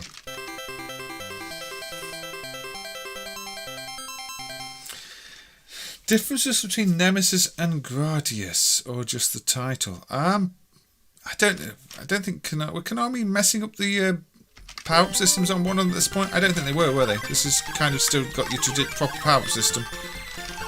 I can't remember. I know the later games in the series, like Life Force, end up being a little bit different, don't they?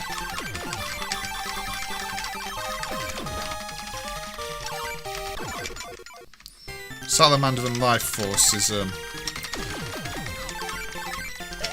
more complex.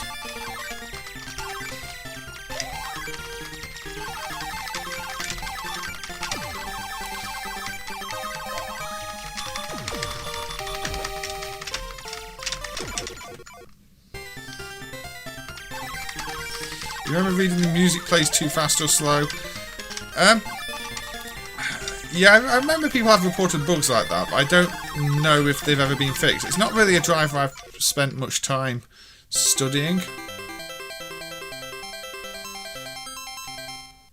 I do really like the game though. I think it's an absolute classic. It's one of those Konami games that make you really appreciate just what good developers Konami were.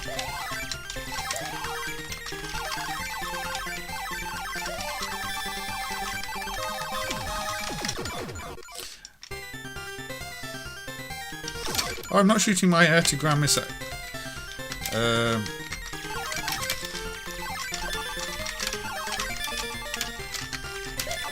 I'm not, you're alright. There we go. I completely forgot there was another key. Or button. Probably just make it a bit easier when you can do that.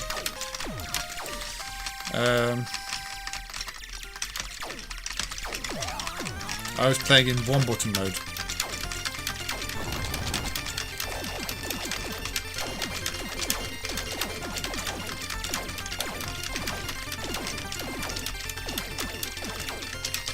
There we go.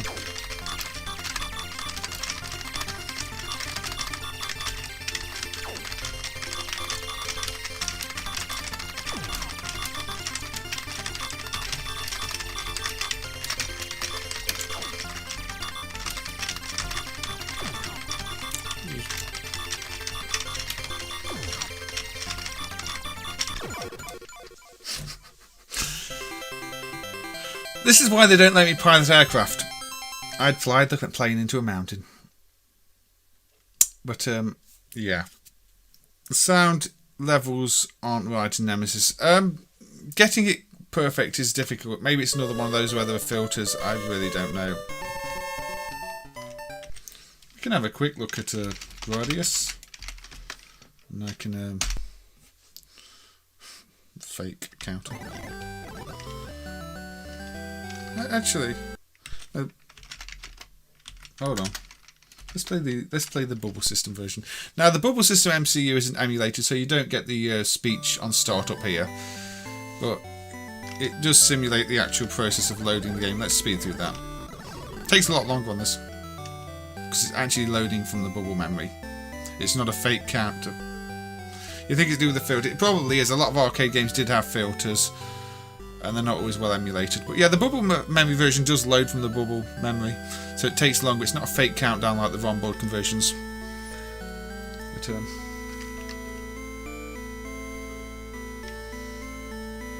now, obviously, they didn't have... well, they didn't have the bubble system there. They didn't have any version of Gradius or Nemesis there, actually, from memory. But we'll give it a play.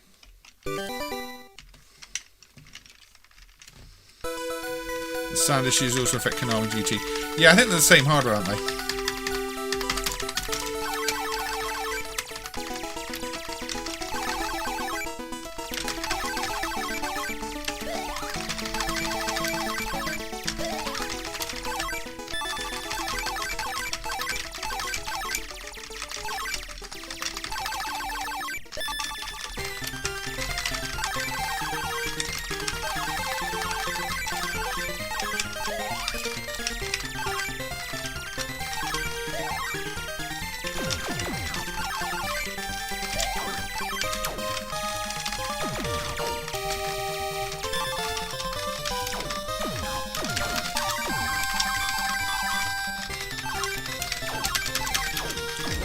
I'm trying to concentrate, which is why I'm being quiet.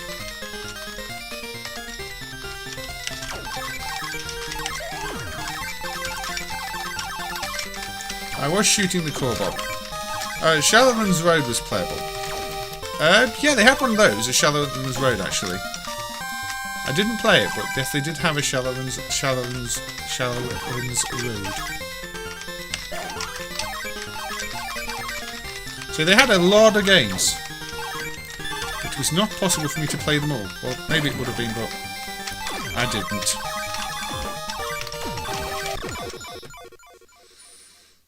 Twin B, yeah, the Bubble System Twin B also runs in MAME. It would be nice at least to get dumps of the data from the Bubble System games, just to make sure there aren't any unique versions that run dumped. And so far we do have Gradius and Twin B.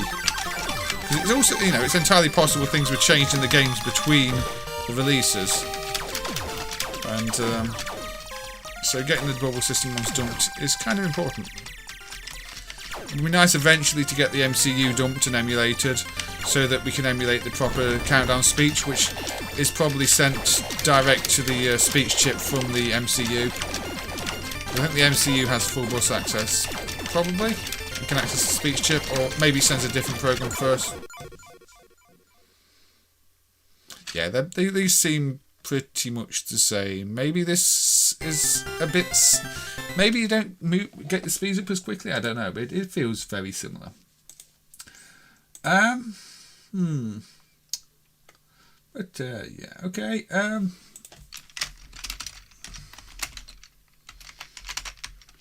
We had a look at Namco Classics Volume 1 earlier. Let's look at Volume 2. You can play a game out of 6.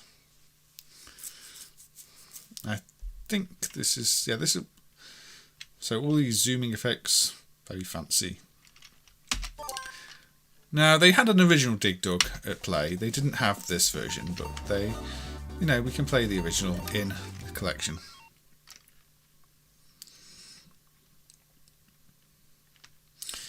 RF2 Bubble System is undumped. Yeah, I think there's a couple of Bubble System ones that are still undumped, unfortunately. We'll have to see. It's a very fragile format, and if they don't get dumped, they don't get dumped. It's a shame, but some games are bound to not get dumped, or not every version get dumped. I can understand if people don't want to risk them. This is very quiet, isn't it? Let's turn it up a little bit. So yes, this is another one that Evie was really enjoying playing there at her play. So I mentioned that they'd referenced this in Stranger Things, and I think that was enough to sell the game to her. But obviously, it's Dig Dug, it's a classic. It's one of those that was included in many plug-and-play units. And the pixel artist passed away, didn't he? In the last week or so, I remember reading that. Responsible for many of these iconic designs. So nice to play this as a little tribute, because you know these Namco graphics of the era did have a lot of character, and never nice to hear we've lost one of the people responsible for that, you know, that style. Can't remember his name, unfortunately, because I'm really bad with names and didn't write it down. But I'm sure Aussie guy will know what I'm talking about. Galactic Warriors also has a Bubble System version. Yeah, it's a game where I didn't recognise the title on Bubble System 2, but maybe it was just a different name for something we know. Yeah. Hiroshi Dotman Ono, that was the one, yes. Rest in peace. Hiroshi or Harishi. No.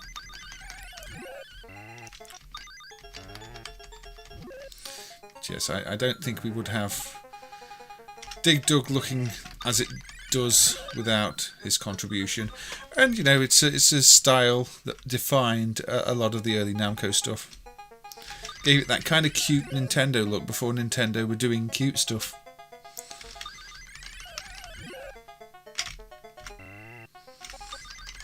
But these days, if you showed this to somebody, they'd probably say, "Oh, that's Nintendo style art," and that kind of shows the influence it had. Because Namco were doing this earlier back then. Only 64 years old too. So he wasn't all that old when he was doing these in the first place.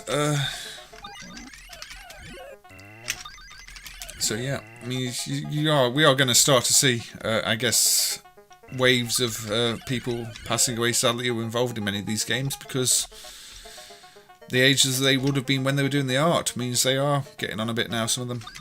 But yeah, 64 is a bit too young to be dying.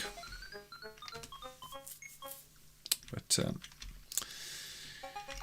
he made a difference to gaming, and you know, that will be remembered forever.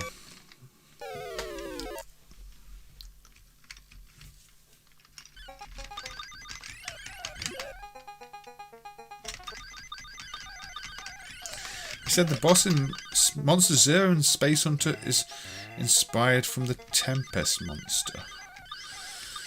Is that Monster Zero that we were playing earlier on, Aussie guy? Or are we talking about a different Monster Zero here?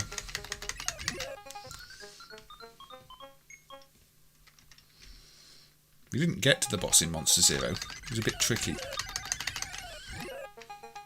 The same Monster Zero. So maybe we'll have another quick look at Monster Zero in a bit, since that is one of the games that is now working. And we just start the stream with it, but I think after Dig Dug we'll have another quick look at Monster Zero.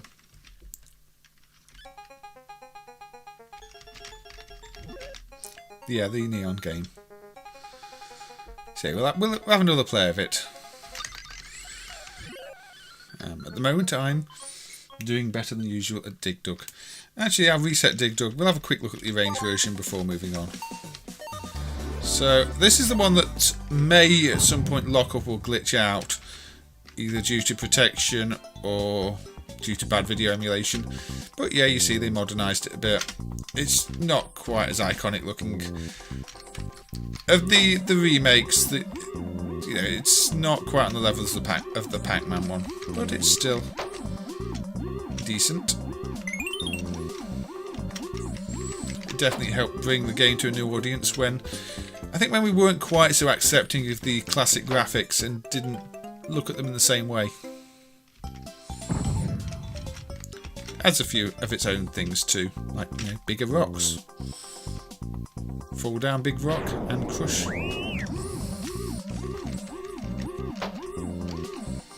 Yeah, the art is part of the reason the game is huge, and this doesn't quite have that style. It's got extra gameplay elements that make it interesting in its own way, but and the sound design too. I think we can't underestimate the sound design in it. That played a big role. But yeah, the art was very important.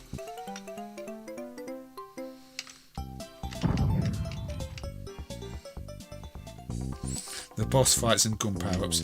Yeah, all modern things.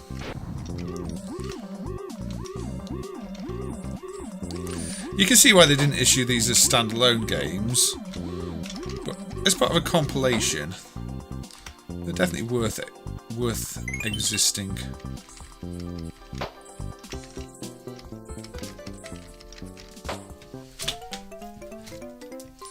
Round 30. Yeah, I don't think we're going to get to round 30, but I just wanted to quickly look at that. You see, nice visual transitions. And,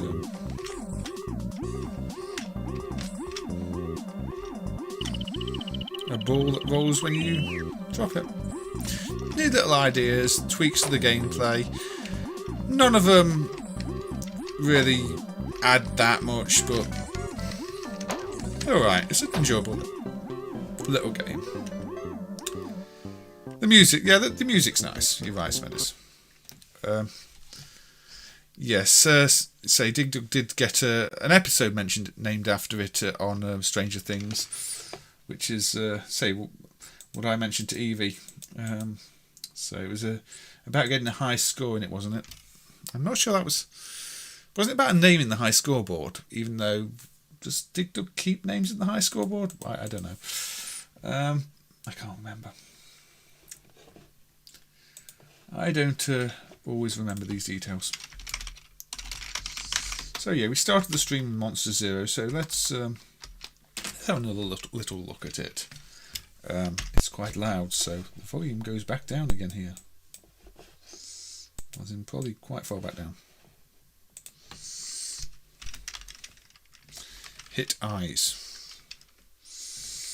Monster Zero. 1982 Neon Game. So yeah, this one was just promoted to working because previously the protection wasn't handled, and the protection looks like it's actually pretty simple, and the game now works, and for the most part it's a horizontal shooter.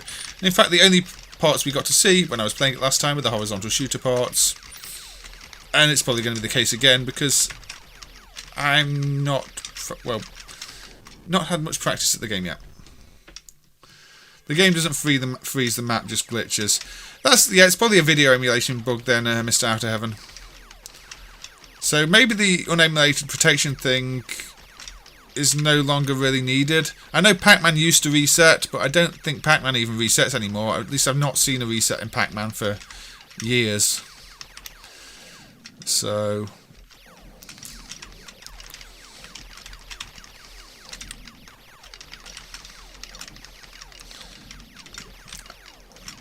I might have to have a quick look at the Dig Dug issue myself. It might be something really obvious, although the way the timeout from video emulation is done in that driver is kind of difficult to follow because it's one of those awkward cases of the game using RAM-based tiles for everything, and it can configure the timeout size in all sorts of awkward ways, and I'm pretty sure the MAME driver doesn't handle a lot of the different mapping configurations, and the timeout system probably can't handle them. And it might need entirely custom code, but doing it as entirely custom code has its own issues. But yeah, it would be nice if Dig Dug Arrange didn't glitch, I have to say. There might be a dip switch on this to give myself more lives, which might also help if I want to get anywhere. But again, this is newly emulated. This missed the current release, today's release, but will be in the next one. There aren't actually, as far as I know, any brand newly promoted games in the current release, but it's an important release anyway in terms of UI improvements, localization improvements, so you might want to check it out anyway. And there are various bug fixes and things I've been showing on the stream so far that may be of interest to you.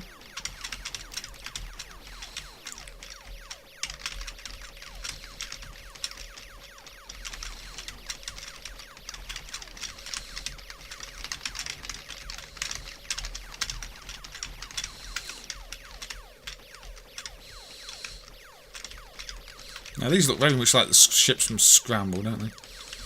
Little UFOs.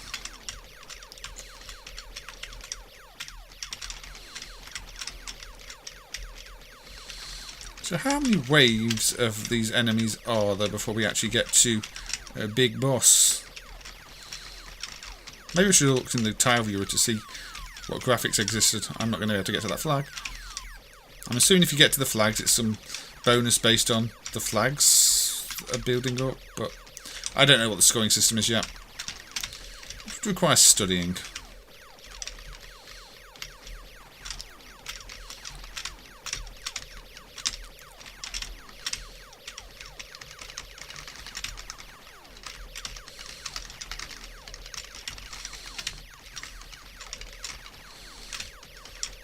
And then the flags disappear. I don't know what causes the flags to disappear either. Oh, we've got something else. Oh, we've got a bigger enemy. Not big boss enemy, bigger enemy. Get 2 flags each time I hit this one.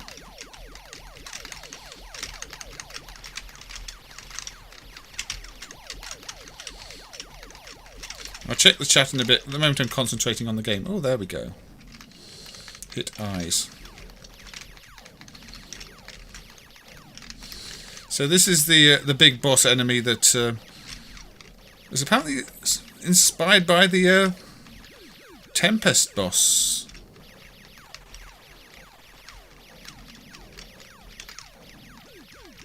There we go. Hit the eyes.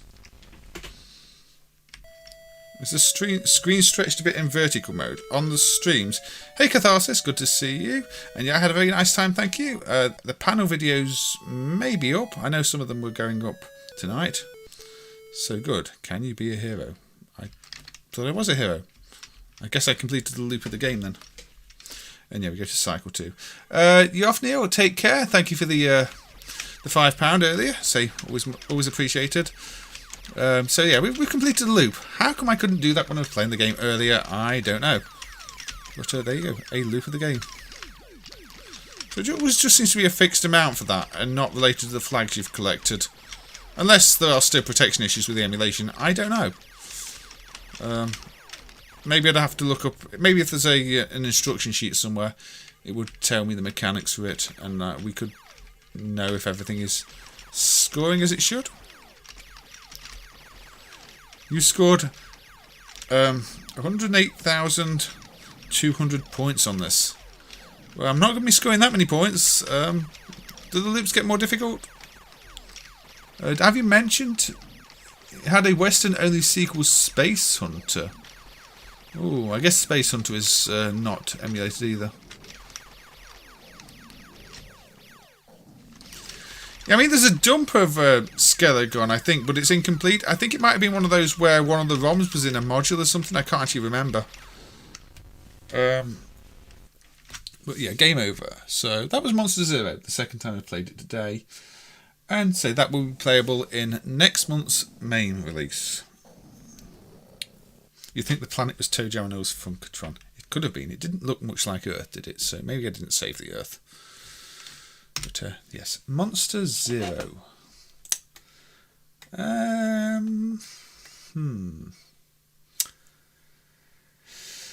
Now, one question that's also often asked of me is, how can you improve MAME? But there are always things in MAME to improve if you look for them. One area maybe is sound emulation.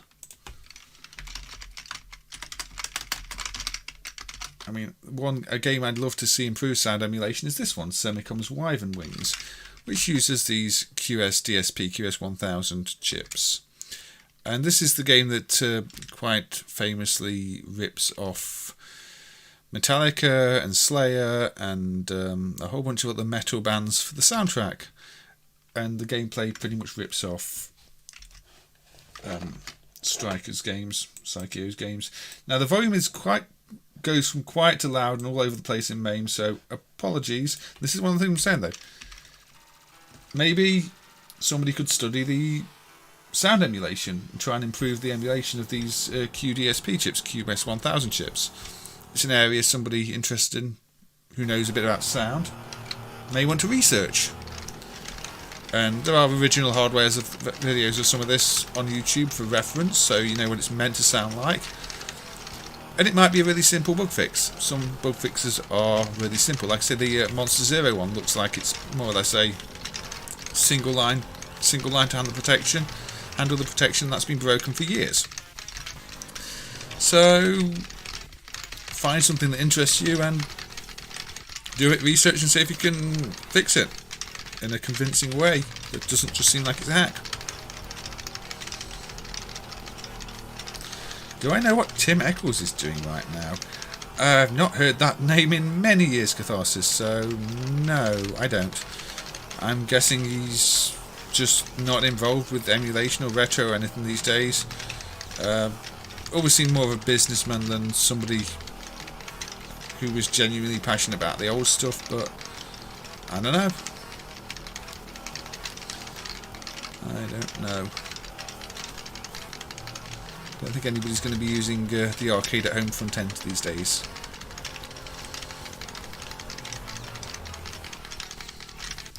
But there's a lot of people from back in the day who you just don't hear of anymore. See, it's a solid shooter with, say, heavily influenced by Psycheo's games. And the sound emulation, say the sound balance is all wrong. It's not as bad on this as some others, but there are missing effects, wrong balance between effects. Mission Craft is probably far worse in terms of the sound. Some of it's super loud, some of it's super quiet. But yeah, it's one of those areas where maybe somebody interested in such things could make a contribution if they researched it. That's what I'm saying. And again, another thing, testing. Make sure to test things. There's loads of ways people can contribute to MAME, and this is one of the things that comes up quite often when I'm when I'm doing interviews and when I'm being asked about MAME. But there's more non-working things in MAME than working things. So or imperfect things than perfect things. Find one that interests you. And see if you can do something. But I've played Wyvern Wings on stream before. I don't think I played this on the Semicom stream, actually. Strangely. I'm not sure why. Unless I did and forgot.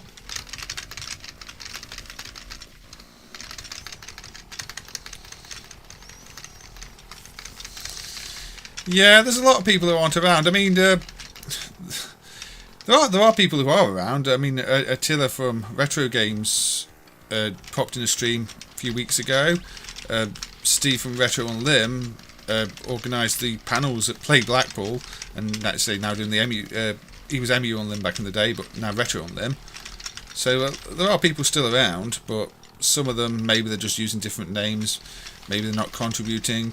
Some of the old Rain developers still have Twitter accounts talking about, emulation, how they could back in the day emulate certain systems, like I think it was Bomb Jack on a 486, and people just move on though. Some people lose interest, some people just take a step back and appreciate what's going on.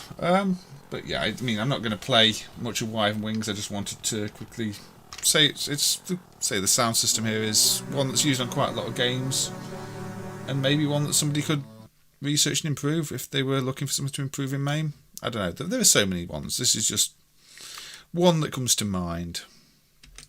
I don't know if that's the same Steve. Steve is a pretty common name.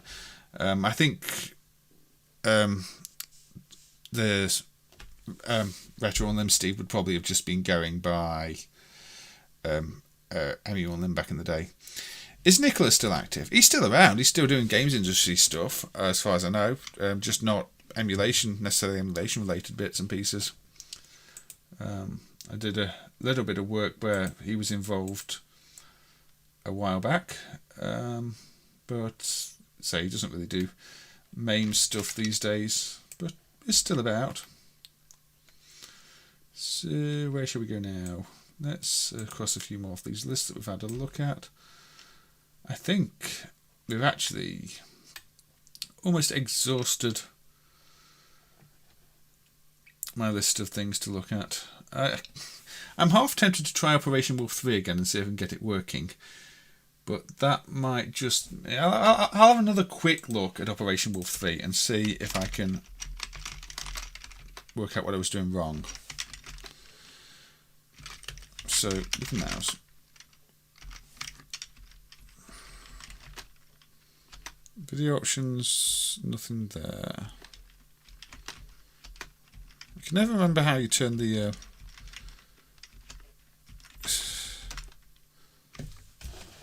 Why aren't I getting any kind of mouse cursor in this one?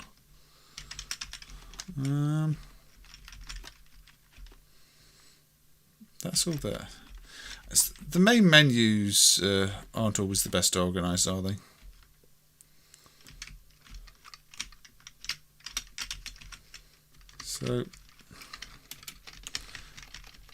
So that moves down. But yeah, you need a mouse cursor to calibrate the gun. So where's the mouse cursor? I'm doing it blind. This is This is badly set up in MAME, that is for sure. And I think it's kind of obvious that nobody plays the game. So if I select exit now, I can get into the game. Okay, but I don't know if the mouse is going to be calibrated because I've got no cursor. He's on Twitter, you can see what he's into there. Yeah. Again, another person who's moved on with their own interests. So this one was at Play Expo, and I don't recall seeing anybody actually playing it. It is the rather unloved entry in this. I'm going to turn the volume down a little bit because it seems quite loud. It's the unloved entry in the series. Trying to be very 90s. Again, trying to be very Lethal Enforcers with all your pre-rendered graphics.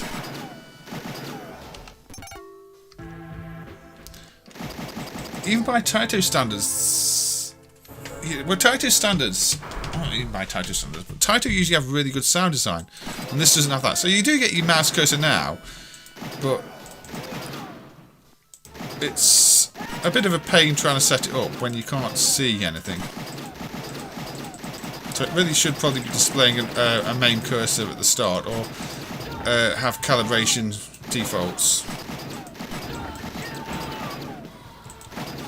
But look, it's like we're playing Lethal Enforcers or Lock and Loaded or anything else. Just very generic shooter. There are some. This is a game where you can see the layers are out of sync, and it's noticeable because it glitches. Because it's using multiple layers to render one background to try and get more colours. So to try and get like 32 colour backgrounds, it's rendering two 16 colour backgrounds side by side. I think we can see that in the viewer. Maybe. Yeah, you see those two backgrounds combine to form one. And they desync when it's scrolling, which it looks really bad in MAME. So I don't know why, probably some timing emulation issue. But again, this driver has not had much love because nobody cares about this game. Don't shoot. That's what they're shooting here, don't shoot. And this, even if this was emulated properly though, it's an ugly game. It was an ugly game on the cabinet.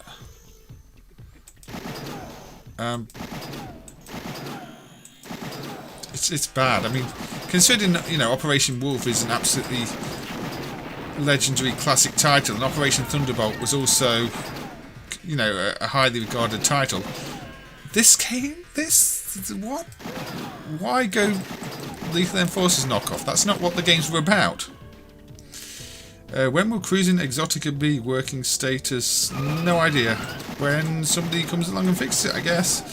Laptop emulation. I don't think it's on the radar for any of the actual dev teams, so it'll be a case of somebody external coming along and fixing it, which obviously I don't know anything about, because anybody could just pop up and fix it at any point, but I don't think it's something that we're going to be working on ourselves. It's not really one that interests anybody on the team.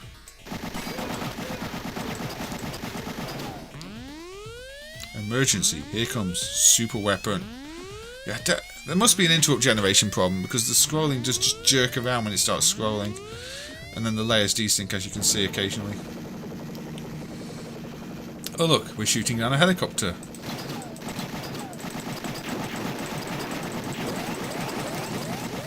Now this is clearly not a real gun because there's no screen flashing. This is just one of those analog stick type guns.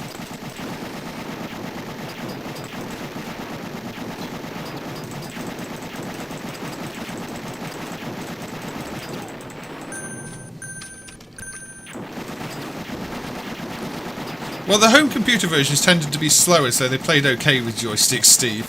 But yeah, it's not much fun now to go back and try and play gun games with digital sticks at all.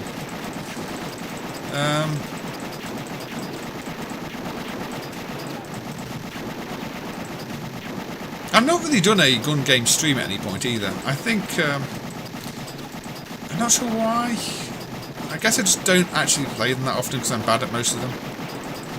But it might be interesting if I did get one of the guns and tried to see if I could stream using a gun. Although I might play even worse.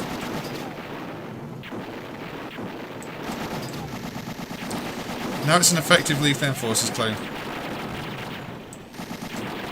Let's use the grenades.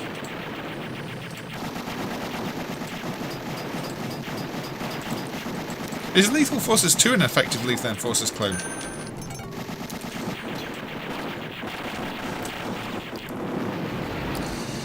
Yeah, East Technology jank is strong on this one. It is. It's just... It's not Double Dragon 3 level bad of, you know, third entry games, but it's not good. That metal thing there is very Terminator 2. The metal plate.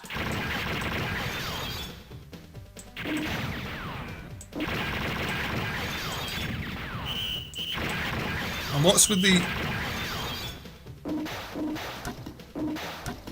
This is so out of place. So completely out of place. You know, Operation Wolf had your... You've been found, your hideout's been discovered type cutscenes. This has a shooting game gallery with silly sound effects. And silly music. I mean, yeah, it's a bonus game, but does it fit? No, it doesn't. But yeah, there's a really good mix of games at play. Bad ones, like this. Good ones, classic ones. Even the odd obscure one. Say they had a Gaelco Big Run, and that's not a racing game you'd expect to see anywhere. But, you know, obviously... None quite as fun as things like the Star Wars sit down that were amazing. That was definitely a highlight. Tempest with a proper spinner was a highlight. They had some really good games there. So you know, I didn't want to hog the Star Wars, so I only gave that one a couple of plays, but it plays so well with the original, you know, flight controller, the yoke stick thing. This plays as like a very average Lethal Forces clone. The emulation does need some work. It doesn't desync that often, but when it does, it looks terrible. I can't recommend really playing it, but I mean, it's generic, pre-rendered game with not really memorable musical sound that just exists. I mean, there are worse gun games. This is one I emulated. One shot, one kill.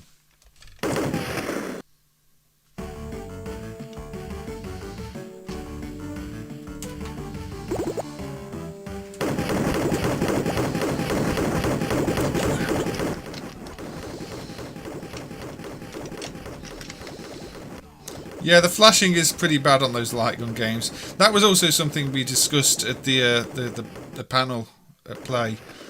You know, how the different texts and how you probably wouldn't get away with it, Dave. If you flash the screen that much, you'd get photosensitivity complaints. So here is a very jank gun game which I emulated back in the day. And yeah, you're meant to.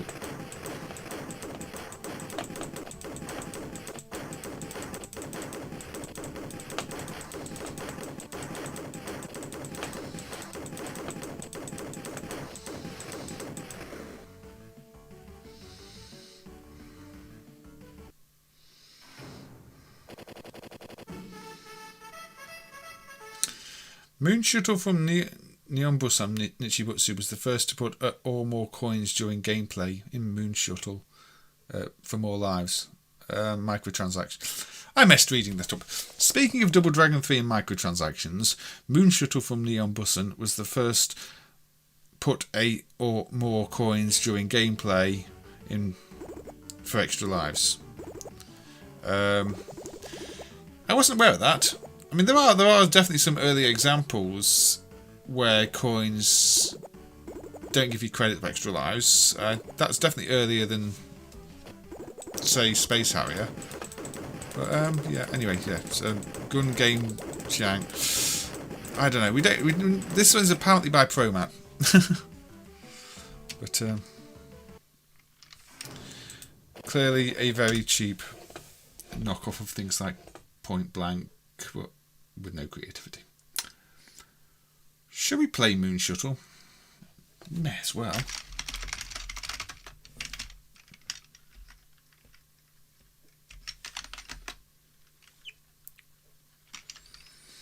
This was not at the expo. This has just been mentioned in the chat as being one of the first games to encourage you to put credits in for extra lives, apparently.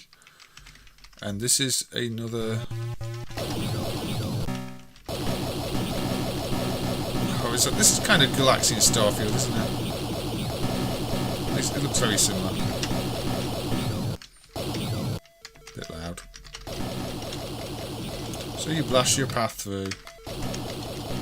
We have played this on stream before. This will probably be the final game on the stream. Unless we go for like a bonus game. So.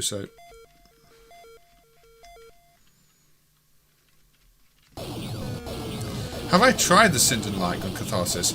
Yes, I tried. I was having a chat with Andy at the expo and on the same panel as him. And he did have a little thing set up in the main arena where I did get to play with it a little bit, and it worked pretty well from what I could tell. I mean, I'm terrible at the games anyway, so I'm maybe not the best one to be asking, but from what I could tell, it felt really good and it worked really well. So I was kind of impressed by it. It's definitely a real thing, and I generally the streamers I watch who I consider to be good gamers have always said good things about it too. So, you know, I got the same impression that it's a decent gun and well built, felt solid. Survived the hands of many a kid who was very enthusiastically playing it there too. So it's always a good sign when something seems to be kid-proof. Never give up.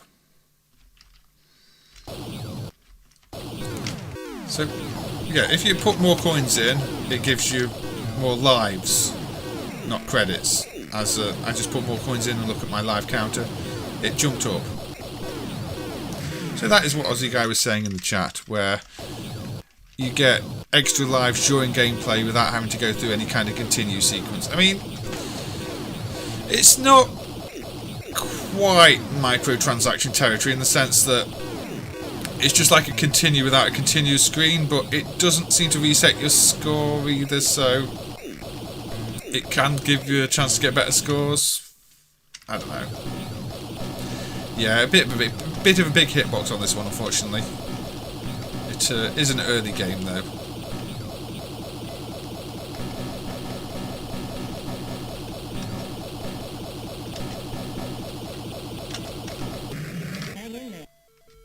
That says hang in there, doesn't it? So it is a Galaxian hardware one with Galaxian Starfield. I thought it was. I think it uses similar encryption to Crazy Climber from memory, but I'm not sure. Don't quote me on that. It's not a bad little game, but say the collisions aren't the best. Anyway, I'm not going to play it for too long. Do we go with a random bonus game? Shall we go with some actual super jank? Let's go with a game where I don't think the colour prom is dumped. Agent Super Bond, a Super Cobra conversion, which appears to be a hack of Lost Tomb or something.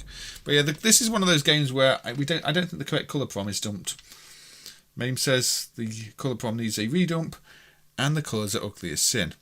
But given that this is a hack of Lost Tomb, from what I can see, or at least a reworking of it, I'm not sure. It's one of those where I wonder if the correct prom will ever turn up. We're not playing Uncle Pooh, no Bob. Uncle Pooh's too good to end the stream on. Let's play Super Bond.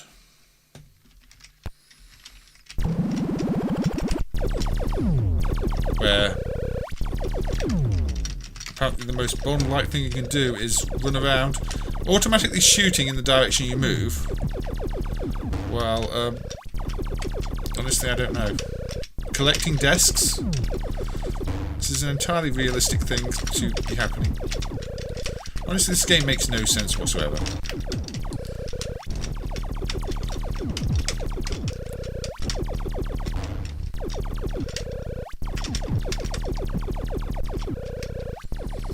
I can leave the room. So I don't even know what I'm meant to be doing, really. Or why this is Agent Super Bond. I mean, they can't leave the room that way, though. That is not an exit. Rent this space. Nobody paid for your in-game advertising, did they?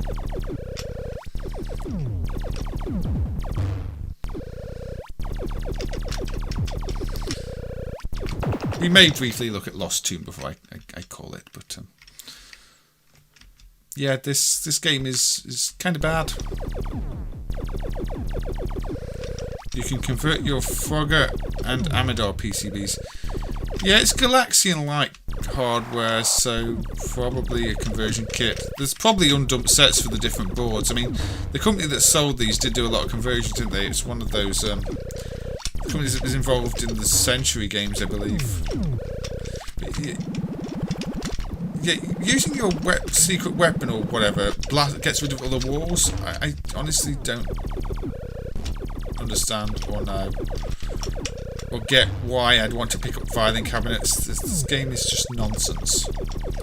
The winner is at the bottom of the screen. I guess that's the high score. Now we've got somebody...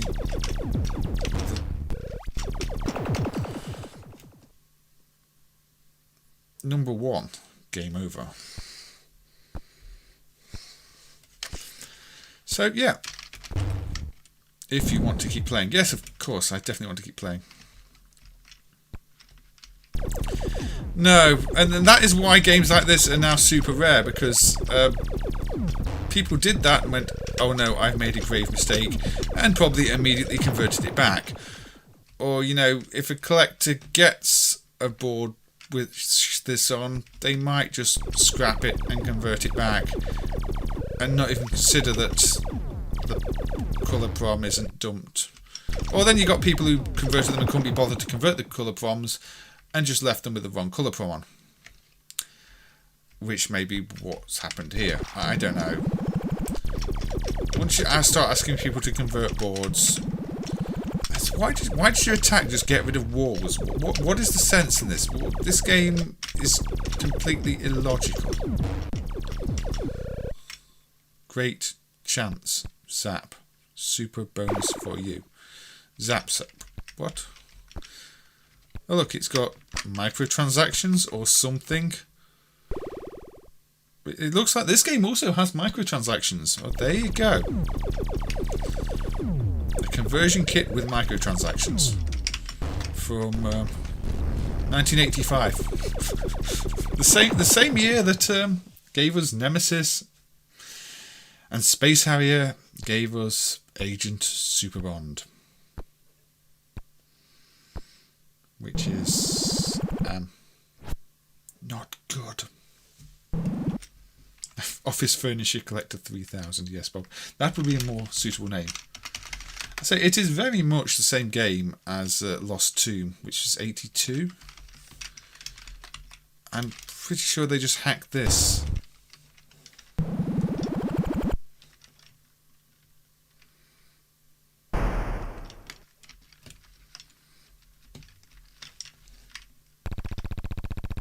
Entering VV room 1. Key chests open because grab what you can and escape. So here it kind of makes sense. Now this is dual joystick, where you can fire with the dual joystick.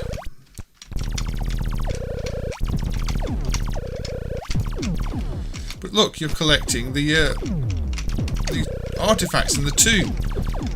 And you can fire in the direction you want because it's dual joystick. It kind of makes sense. And you've not got some silly bomb mechanic to get rid of walls, which doesn't make any sense whatsoever.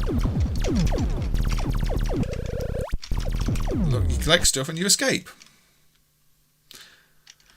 Doesn't the game now make a lot more sense? I mean, not perfect, but yeah, I don't think it's even an original game they were selling. They were just selling a hack of this, which is ugly itself, but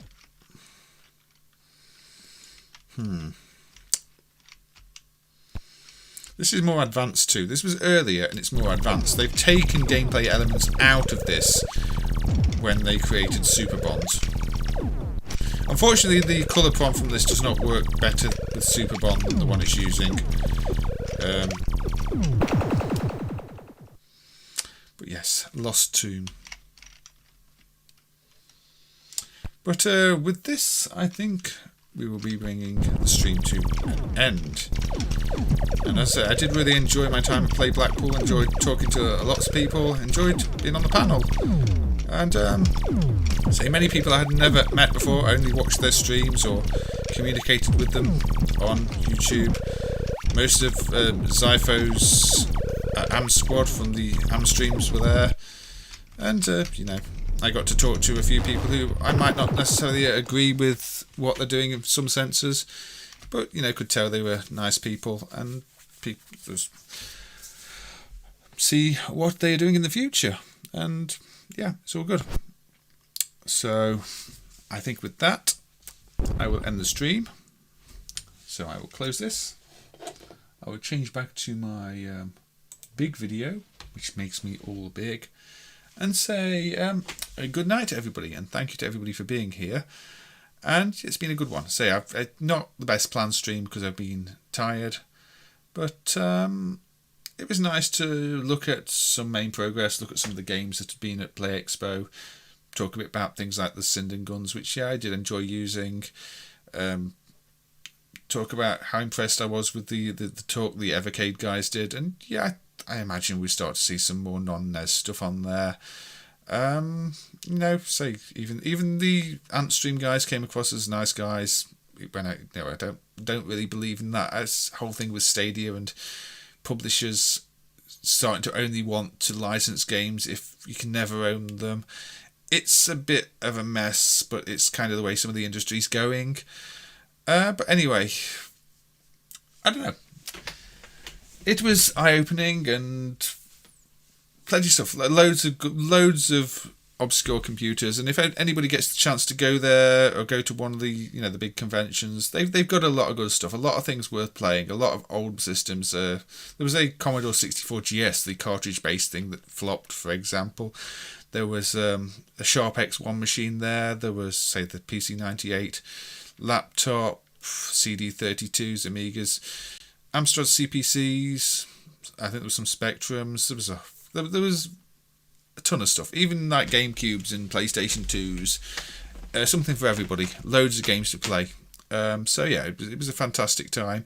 And I really appreciate that Retro and Lim invited me along and put me on the panel, and had a really good time seeing everybody. So hopefully it's something I'll be able to do again in the future, but who knows? I mean, they might want different people on panels next year, and circumstances change and everything else. But yeah, I definitely recommend if anybody gets the chance to go along to something like that, definitely do, especially the big ones, because there's just so much there. I mean, I could have spent a week there if it was running for a week and still been trying out different things by the end of the week. It's just that much fun. So take care, everybody, and I will see you all next time, hopefully.